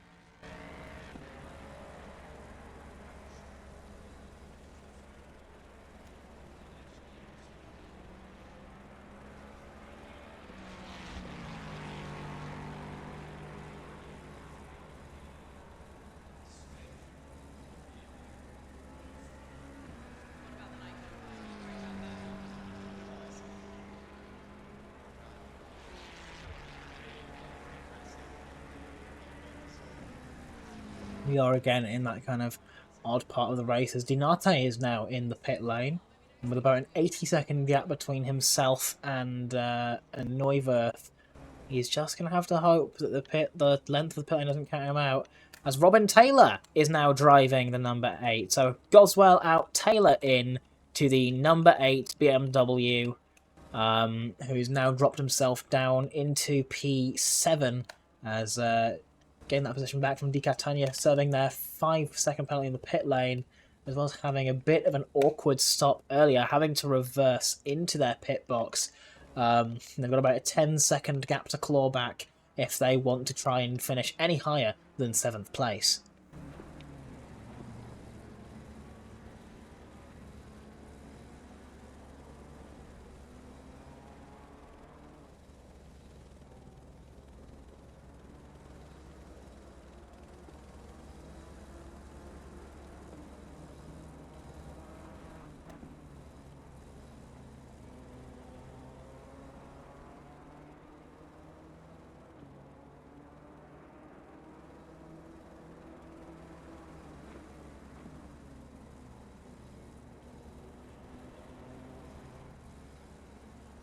just found out I don't have the ability to drag people in here, so Harry would have to join for himself. If he wanted to help out with running comms at least. I don't know if he's watching the stream, he might be. But yeah, that's where we're at the moment. Again, it is just me in the commentary box. If you do recognise me, that's probably because you watched the 24 hours of Spa-Francorchamps with ACM and Team Foster, a charity race, 24 hours. I did do a little bit of commentary alongside Matt from Trackalicious and the wonderful Raven, who has... I've really enjoyed doing co-commentary. I feel like having someone to kind of bounce off with the energy is kind of good for me. I feel like I function better in those environments when I'm not solo. But it's all about adapting to change, being a commentator, and I think that's something I do relatively well. Maybe not in the driver's seat, but certainly from my very, very comfortable chair here. I can just sit back and watch the race unfold. Again, a lot of the gaps have kind of settled out. There is a large gap basically between every single car. The closest gap I'm seeing is about 4 seconds between Dinate and Usaby. And the only one I'm really keeping a close eye on is between Hakola and Gilroy, which is another gap that is very quickly closing up. I say very quickly closing up slightly faster than some of the other gaps through the field. So keep my eye on things, so you guys won't miss a beat if anything does end up happening on track. Number 63 looks like they're going to be lapping Mass right now. So he's going to want to get out of his way. Again, uses indicators, pulls off the racing line, lets off the throttle, and that is Neuwirth now up into... Well, he's still in P1, but he's not got any lap traffic to worry about anytime soon, since the next lapped car is about 30 seconds ahead of him, so he's going to have a nice bit of breathing room. Not going to really have to worry about anything, with 7 seconds separating himself and McConnell, and a further 7 seconds separating Dinate from McConnell. I believe every single car now has made their pit stop, so again, things are just going to settle out, and that is not the line through Eau Rouge and Radion. Again, you can cut the track a certain number of times, but you don't want to get that drive through.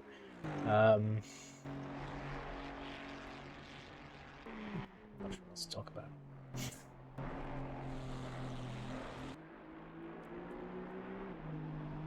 Don't have any fun facts at the ready. I should probably pull out some flashcards right now. Let's see. Spa-Francorchamps fun facts.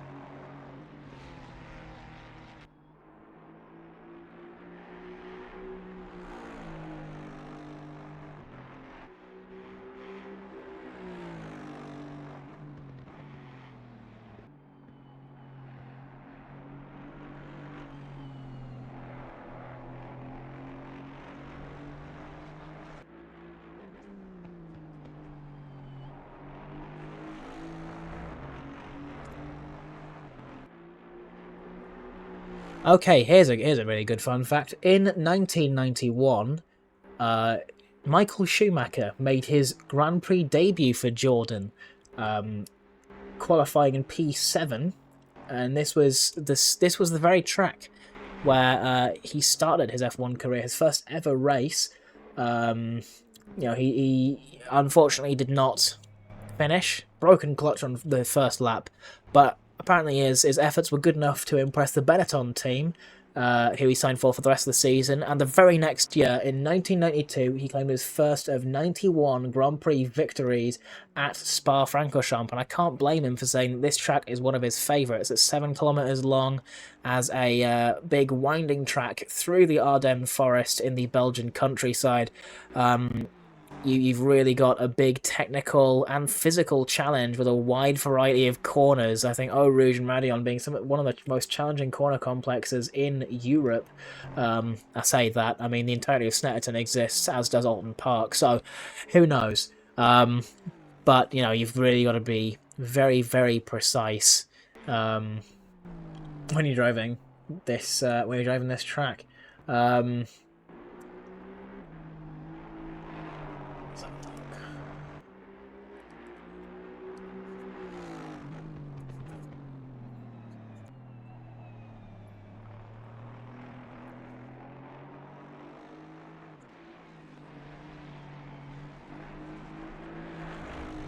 And this is one of the oldest, I think the oldest track currently on the F1 calendar, maybe on the GT calendar as well.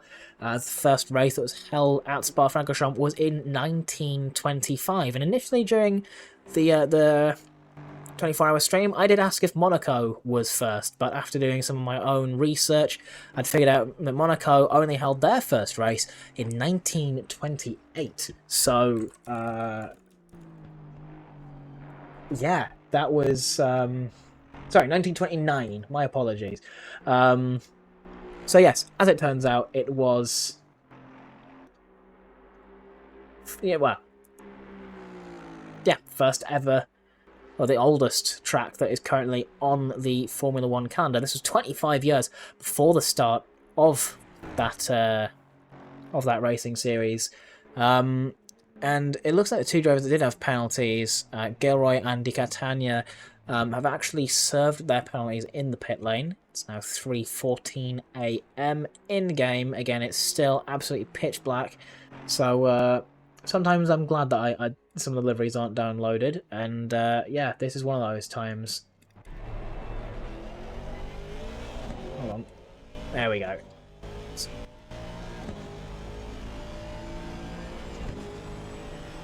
Let's go do an onboard of Neuwirth, who's going through Eau Rouge and Radion again, flat out. Ooh, you can see how just how much he's fighting the car through that compression mid-corner, flying down the Kemmel Straight as he's now approaching Lake Com. He's going to be going absolutely flying.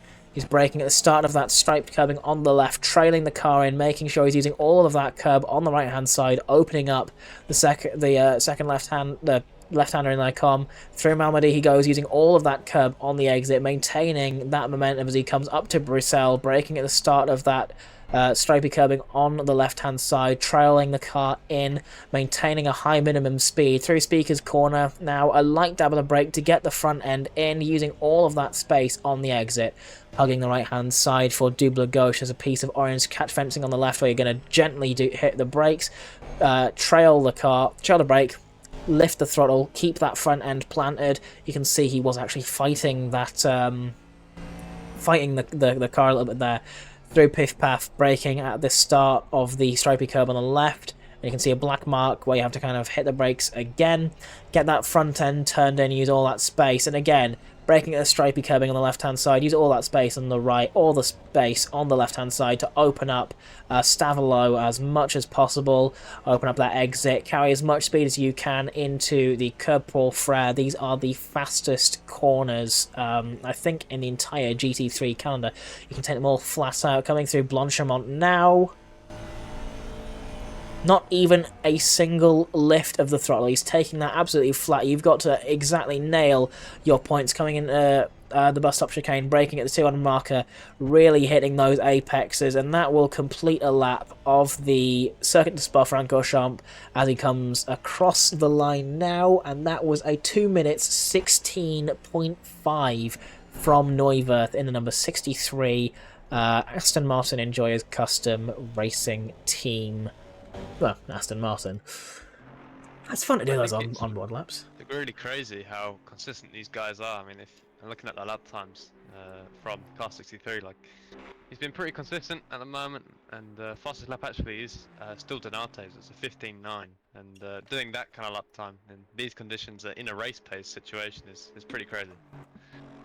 I completely agree. I mean, We saw some drivers in the 24 hours who were, of course, going faster than that, but I think they were in slightly more favourable conditions where the track was a little bit warmer. You can get a little bit more grip out of those tyres.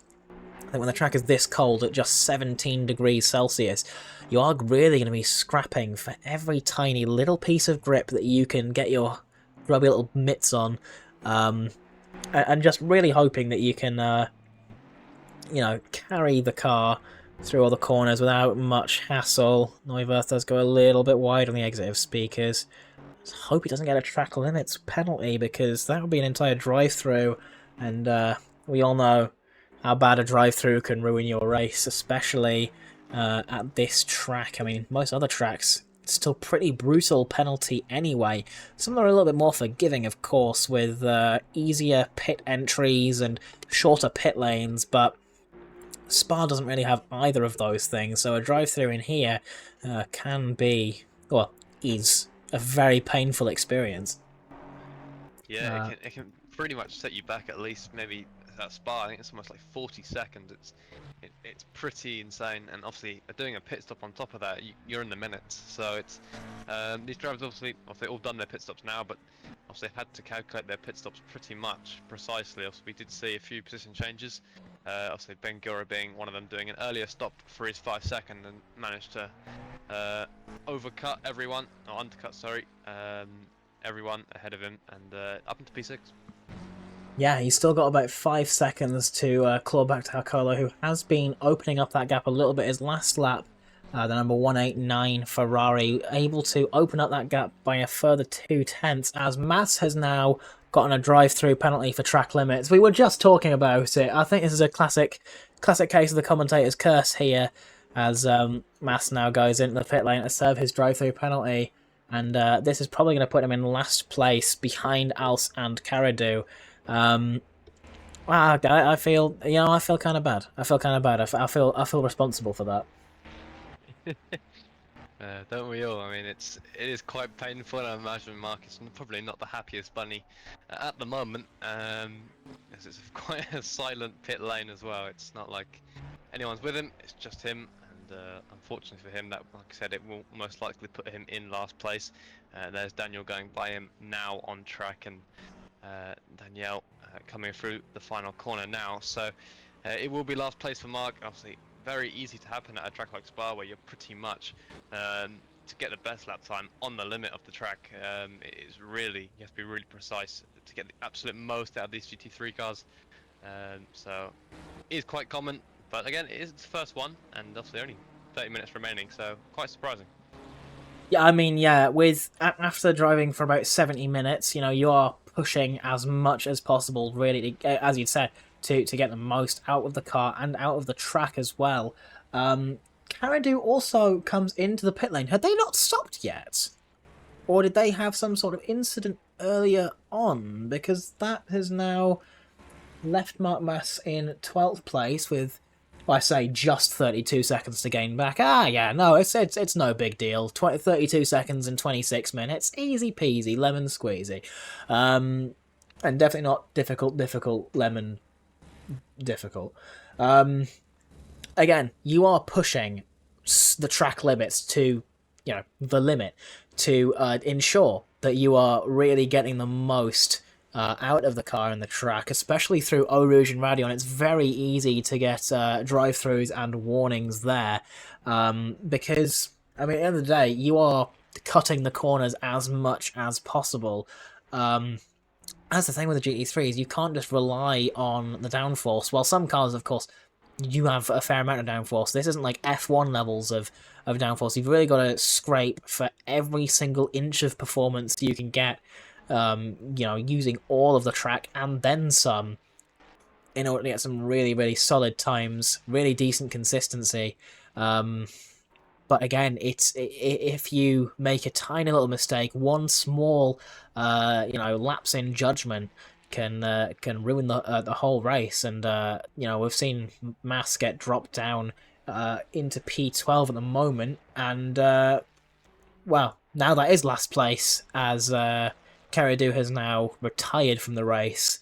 That's three retirements in this 100-minute race. Very unfortunate to see, but that is just a part of sim racing, I'm afraid. Things do end up going wrong, and Caradu just called it quits. And if I was in their position, I don't blame them. Not really having anyone to race is it's not a fun place to be in. I was in that very position in the M2 race.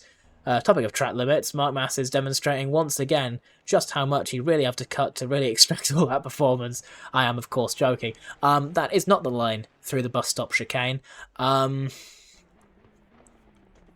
Yeah, again, you are pushing these cars as much as possible, and if you don't really have anyone to race, Spa can be a bit of a boring track.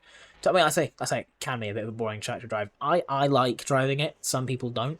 You know, everyone has their own track preferences. I have been questioned and flamed for not really enjoying Watkins Glen. But, you know, I think everyone's entitled to their own opinion.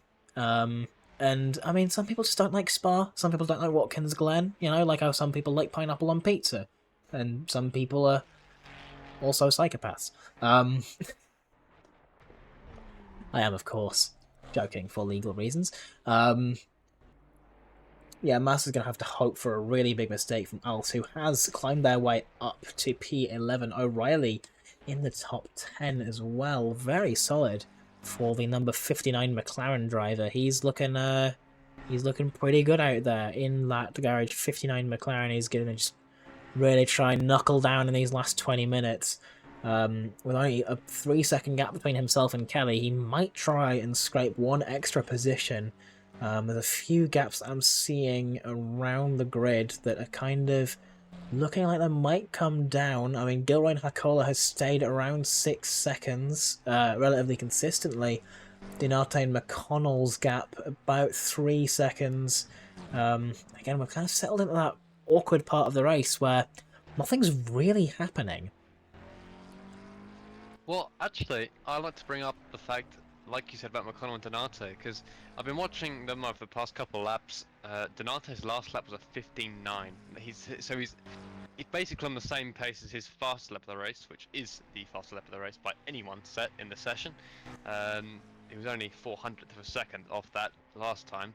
But again, he's currently lapping around 7/10 quicker than McConnell. So let me just do a quick calculation. It's going to be less than 5 laps until these two are meeting on track. Yeah, that is, of course, if Dinate can carry on that pace. Again, the pace that we're seeing from that number 3 Mustang is absolutely incredible. Their last lap, 2 minutes 15.9, which is, again, another very, very quick lap. Quicker than anyone else's best laps from what I can see on the table. So even that lap that they just done would have been purple if they hadn't already gone faster than that. So the amount of pace that number 3 Mustang has is absolutely incredible, and they are going to really try and claw that gap back down, and they are going to really try and make sure they can get that second place finish, because while the lead might be a little bit too far out of reach for now, seeing Dinate and McConnell and that gap slowly decreasing over time, it does seem like we might have a little bit more action towards the end of the race. And with O'Reilly and Kelly, again, there's about 3 seconds in there. O'Reilly has gained about 4/10 on Kelly in that previous lap. So we are, again, just very closely watching some of these gaps. While it doesn't look like there's much happening on track, the numbers are starting to fall. People are starting to get a little bit closer. That pressure is going to start being applied as we approach the final 20 minutes of this 100-minute endurance race. It is getting quite close to the end now, and like I said, I'm quite close paying attention to this gap. I'm doing calculations on my phone every time that Delta updates, so it is going to be quite an interesting one. Donate still quicker last time round, not as much as he was last time, but I think McConnell's pretty much hit a wall in terms of maximising pace. They're being consistent in the 16.7, which is still a relatively good lap time.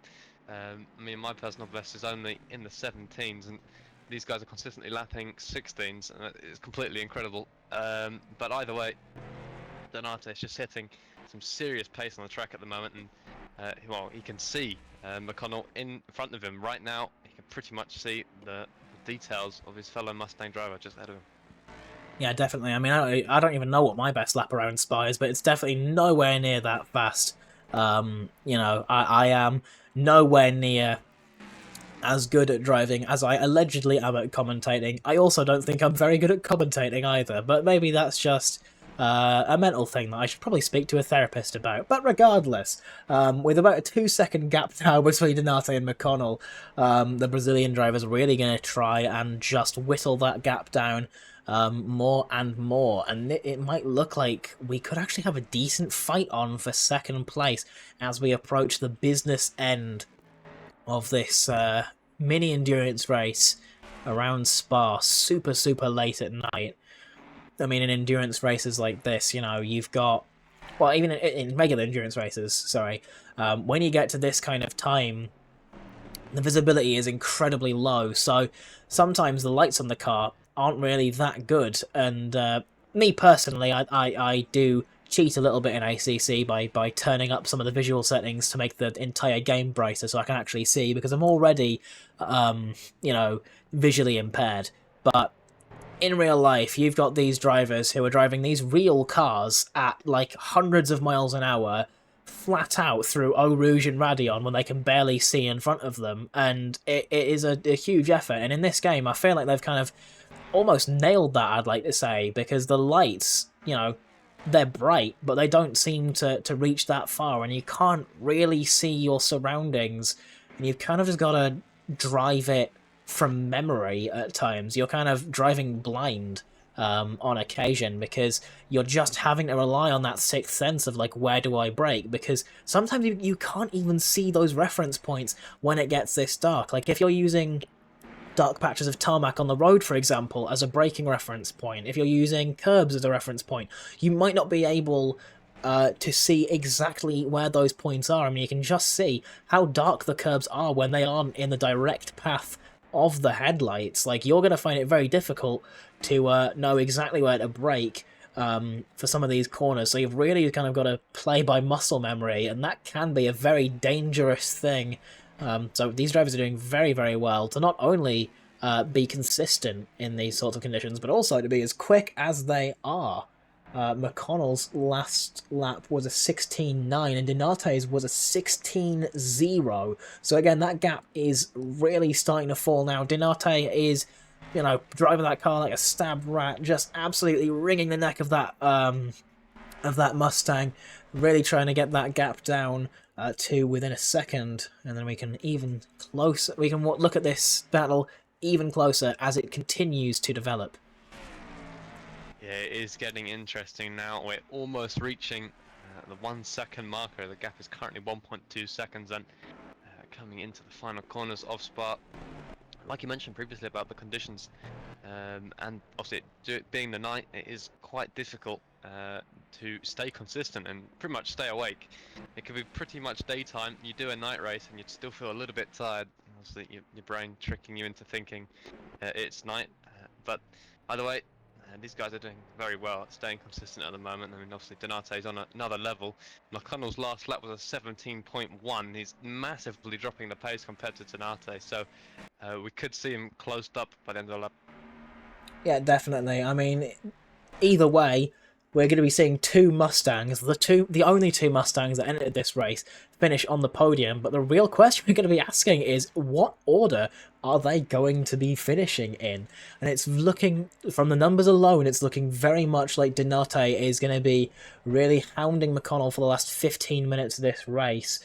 McConnell's definitely going to be able to see the very aggressive front lights of that of the opposing Mustang just behind him, and he's going to be pressured for that position. It's all going to be while Donate might have that pace, can McConnell use some really smart defensive driving techniques to hold Donate back without overstepping the limits of what is considered to be, legal defense, as now Donate is within a second of McConnell. Things are going to start spicing up now as we approach the business end of this race. Certainly is getting interesting now. I'm pretty much on the edge of my seat because obviously these two had a little battle earlier, along with the Aston as well. And now it's returning, but obviously just the two Mustangs this time. Obviously, the Aston has driven a brilliant race since that little battle and has managed to get themselves a 9-second gap. So it's been a great race for them. But now it should get an even more exciting race for these two. The gap is still around a second, and hopefully next lap Donate will start potentially trying to put the pressure on. Yeah, Neuwirth had that fantastic first lap move with Donate alongside the number 69 Mustang back when Wilson was driving. And Neuwirth just took the slipstream from Donate, managed to get past McConnell, and then overtook Donate coming into Bruxelles, I believe it was. And from there, it just felt like they never really looked back. They just seemed completely in control of the race, an absolutely dominant drive, and they're going to continue to try and continue that for the last 14 minutes of this race. Again, the gap between McConnell and Donate is about a second. McConnell is picking up the pace a little bit now, though. The gap between the two, in terms of their last lap, was only about 3/10. And with Donate now, again, within that 1 second gap, McConnell's really going to have to think about trying to keep that pace up to try and keep Donate behind him. He's not exactly close enough for the number 69 Mustang to start thinking about maybe throwing a couple of defensive moves, but I don't think we're too far away from seeing these two cars doing a bit of battle. That gap has now come down to just 6/10. I think McConnell might have had a bit of a bad run through Les Combes. Again, Bruxelles, back in the F1 games, I used to call it This Bloody Corner, because I never knew its name, and I always was bad at it. I still am, and now I do know the name. So, I alternate between the two, depending on how I'm feeling. Again, we've got a couple of gaps up and down the grid, and it looks like we've all had a gap fall down between Taylor and Di Catania, the number 8 and the number 84 cars. Separated by very little. I'm going to very quickly swap to them because the gap is very, very close. Di Catania is really going to try and hound the number 8 ACM Avocado Motorsports BMW. He's going to look for the better run through Eau Rouge and Radion. Oh, and he's just run really, really wide on the exit of Radion, actually. And that has opened up that gap once again.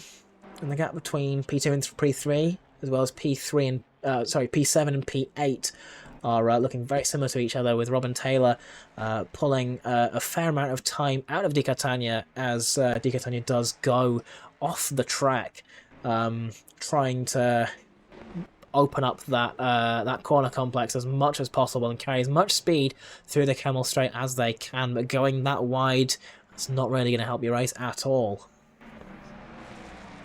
Just looking at Donate's steering inputs, it looks quite on the edge. He seems to be pretty much having to drag the Mustang into the corner. He's quite calm through the first sector, but when it comes to Sector 2 and Sector 3, he's pretty much looks like he's on mouse and keyboard. It's pretty like intense how he's getting the steering wheel to turn in. So maybe having a little bit of an issue, but I say an issue, I mean he's doing brilliantly on the lap time, and at the moment might be looking for a pass. Definitely, I'm just currently on the interior cam, and you can just see how precise you have to be through Eau Rouge and Radion to try and get the car perfectly positioned. He makes a little bit of a look to the inside, as if to remind McConnell that he's right behind. He's using up all of that space. You can just see how much he's having to move on that wheel. Yeah, I can see what you're meaning. It almost looks like he's driving on controller almost, with how quick those inputs are. Either that, or he's just got very, very quick hands. But yeah, he is. I mean, those movements. Is this a controller player? I don't know. I'm sorry if you're not a controller player. I've had that before. I didn't feel insulted by it, and if you do, I apologise. And I mean, hell, if you are a controller player, fair play to you. Because you'd only be the second controller player I've seen who's this quick. The other one I know being a steward for RCI. So, you know, you don't need a wheel and pedals to be good in ACC, but I think they do give you a little bit more precise control. And I mean, again, they could just be on wheel and just be doing very controller-like movements.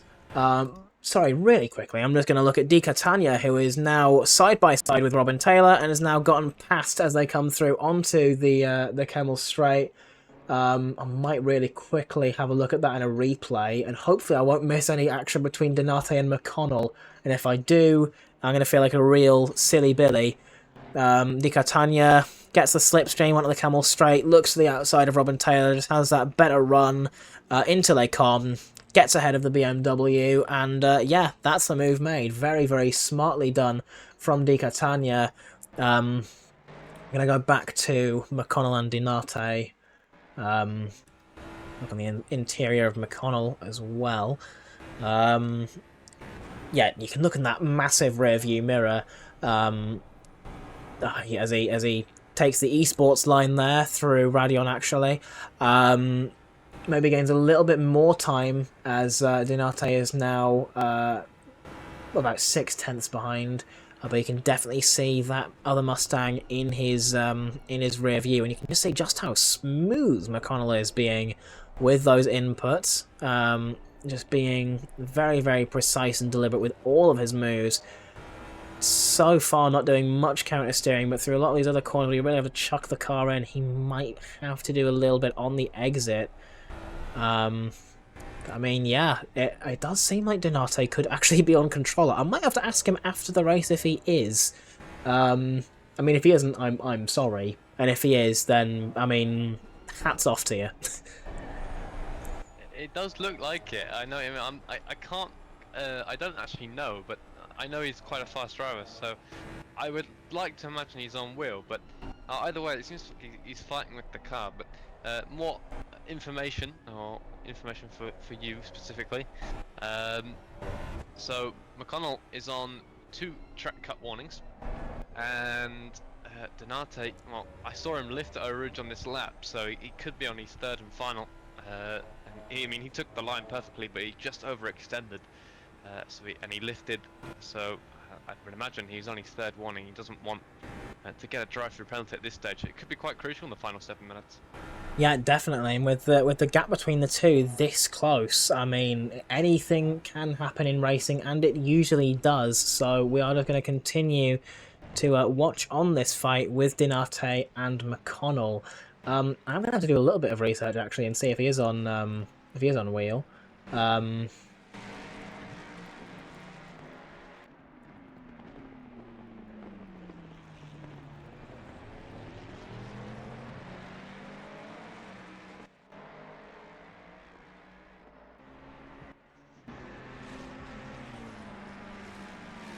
Another gap that has started to fall down is O'Reilly and Kelly battle for P9, but I don't think that's really getting close enough for us to pay much attention to.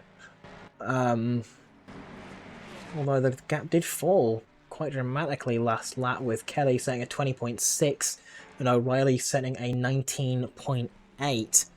Actually looks like Donate and McConnell are coming up on some lap traffic. Actually, the exact battle I was just maybe talking about, with O'Reilly and Kelly. Now, these 2 lapped cars could actually throw a little bit of a spanner in the works of both of these, depending on when they decide to let them by. They should know both these drivers are the fastest drivers, P2 and P3. They are some of the fastest drivers on the grid. And they're probably going to have to let them by sooner or later. McConnell gives a bit of an impatient flash to O'Reilly, who's not able to let Donate past immediately, so that might actually open the gap a little bit more, as O'Reilly still is in front of Donate, who's kind of gone for a bit of a lunge to get past him. Again, O'Reilly didn't have to let him by there, though it would have been a little bit safer to have done it perhaps a little bit earlier, but Donate, of course, just really wants to try and get past. McConnell really skillfully gets his way by Kelly, and he's used these lapped cars to actually open up that gap a little bit more between himself and Donate. It is getting quite close then. We're reaching 5 minutes left, and obviously you can see the battle behind. That's Kelly on the inside and O'Reilly on the outside. So again, these two getting pretty damn close, and coming to the final 5 minutes, it's pretty much anyone's game for P9 and P2.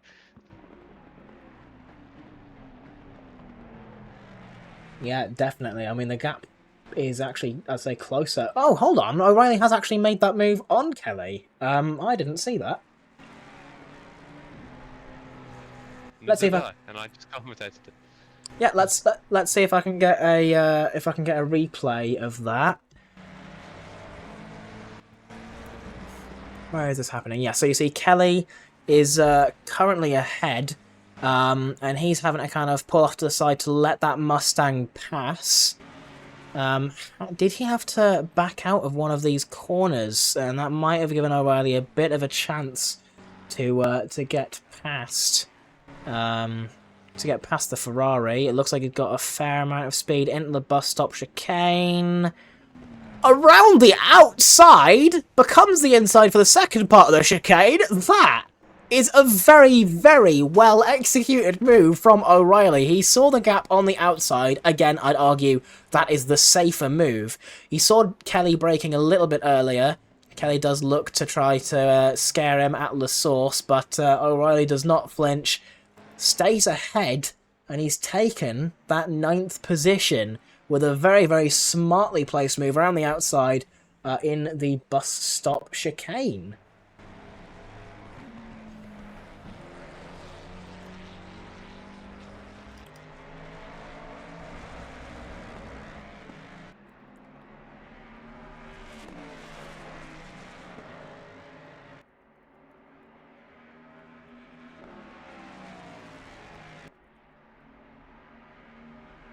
Looks like O'Reilly and Kenny are playing games. They're turning off their headlights down there straight towards Blanchimont.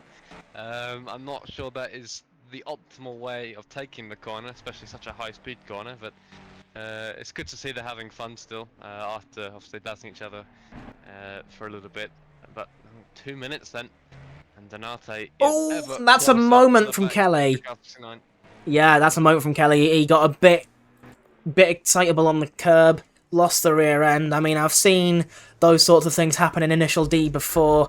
I've seen both the gutter run and turning off the headlights when you're behind another driver. And it seems like neither of those techniques has worked out for Kelly, who, again, the gap is still about 6/10, but that might have given him a little bit of a shake-up as he nearly lost the back end through the bus stop chicane. Now, depending on the speed of Donate and McConnell, we might they might be able to end the race on this lap, or we could have another lap of racing as Donate is looking to the outside of McConnell, who maintains that racing line, stays ahead. The number 69 Mustang is doing a really nice job of defending from Donate. Again, we are seeing this battle doing wonders at making sure the Mustang is getting as much screen time as possible. I mean, this is why we're trying to get American motorsports, isn't it? Something Formula One racing. I don't know. If we can get the Corvette in ACC now, I'm sure we'd have a lot more American fans who'd play this game. As well as my racing team boss, who is a very avid fan of the Corvette GT3. I'm not sure we'll ever see it because of Chevrolet's licensing agreements with iRacing. Because at the end of the day, it's all of the boring legal stuff that stops everyone from having the fun. That sounds like an Assetto Corsa job, just a standard Assetto Corsa, waiting for one of the community members to mod it for you. But yeah, I think I've driven that actually before. It's quite a nice car to drive. Not my particular style of car, but it is quite fun. So. Yeah, I mean, yeah, with Neuwirth now on the final lap of the race, we do indeed have one more lap of racing. Donate is going to have this last-ditch effort to try and make that move, to try and get the overtake done, and with about half a second between himself and McConnell, he's really going to have to get a bit of a move on. He was actually slower than McConnell on that last lap because the Proton Competition Mustang is doing really good work at just kind of doing a little bit of defending, making sure that his line is, being defended and that he's not going to have that Mustang go by him. And yeah, we've got Neuwirth currently there. O'Reilly, and oh no! That is a big incident there with O'Reilly and Kelly. Let me just have a look at that really quickly. I think they've had a bit of a collision through Eau Rouge and Radion, actually. I might end up missing. There's a bit of contact at first, a little bit of very slight door banging through La Source. Again, neither driver really wants to give way here. And as the two are coming through Eau Rouge and Radion, it looks like, yeah, ooh, that is a big one. It looks like O'Reilly maybe got up the inside a little bit, just a little bit more contact. O'Reilly did not hold his brakes there, so sorry for snitching on you there, but holding your brakes is the most important thing to do. It keeps the car nice and consistent as Mass gets another drive-through penalty on the final lap of the race, which is not very helpful, as he's now going to get a pretty harsh penalty for not serving the drive-through. But since the last lap of the race, he can't really do much. Yeah, that is a very unfortunate incident between O'Reilly and Kelly. It looked kind of more like it was O'Reilly just getting his nose where it shouldn't have been, spinning Kelly around, putting him in the wall, putting himself in the wall as well. So neither driver really benefited from that, but I think I know who's going to be on the receiving end, as Neuwirth has come across the finish line to win the 100 minutes of Spa Mini Endurance. McConnell takes a second place finish with Dinate just behind. A very, very close battle from those two. Ultimately sees the Proton Competition Mustang finish out on top. Neuwirth finishing in first. Eusebi now coming across the finish line. Mark Mass has finished as well in P12. O'Reilly and Hakola are going to cross the finish line roughly the same time, but Hakola going to finish in 5th and O'Reilly in P9 after having been lapped by Neuwirth. Again, the Aston Martin just having an absolutely dominant performance during this race. I don't think he could have played that any better. Kelly probably has a lot of damage from that incident, so I'm not going to be surprised if he maybe can't claw this back as well as he wants to. O'Reilly gets a 15-second penalty for that incident, and yeah, there goes Kelly through Blanchimont. I think he must have had some sort of aero damage there. Gilroy has he finished the race a while back. I just missed it. Di Catania is going to be coming through to finish in P7 with Taylor finishing the ACM Avocado Motorsport BMW. In P8, the number 8 car finishes in position number 8. And Als is going to take a P11 finish after Mass received an 80-second penalty for not serving his drive-through. I think that penalty is much harsher than other tracks. I think that's just because of how long the pit lane is around here at Spa. It was certainly an interesting race, and obviously, yeah, unfortunate for Mark to get that converted, and unfortunately for him, it is Spa and it's a very long pit lane, so that's why. Gilroy got disqualified. Disqualified? Ben Gilroy got disqualified. I don't remember that. It says that on the timing sheet for me. It does say that on the timing sheet for me as well. Pending penalties cleared by race control. Okay, well, that is very strange. I don't know why that happened. Okay, well, regardless, thank you everyone for joining us for another fantastic ACM race. Be sure to tune in to the next one. Be sure to join in for career mode as well. We're nearing the end of our trial season, but we do have our Advent Calendar event coming up. 25 days in December, 25 races with ACM and Big Brain Racing collaborating to bring you an entire month's worth of action and fun, and perhaps your gift this Christmas can be some fantastic racing brought to you by ACM and Big Brain Racing. Head over to the ACM Patreon to get early access to the Advent Calendar races, as well as supporting ACM and getting some extra bonuses on the website with access to insights and data and tons of other stuff that Harry could probably explain much better than I could. head over to Uplay as well if you want to get into sim racing and don't know where to start. Uplay has plenty of deals that are available in a wide variety of different titles, including many sim racing titles such as Assetto Corsa Competizione, and R Factor 2, all of which are have a pretty steep discount on Uplay, and with Black Friday coming up, that discount is only going to get larger, so head over to Uplay, join the ACM Discord, and thank you once again for joining us for this wonderful race. I've been Doug, and thank you for tuning in.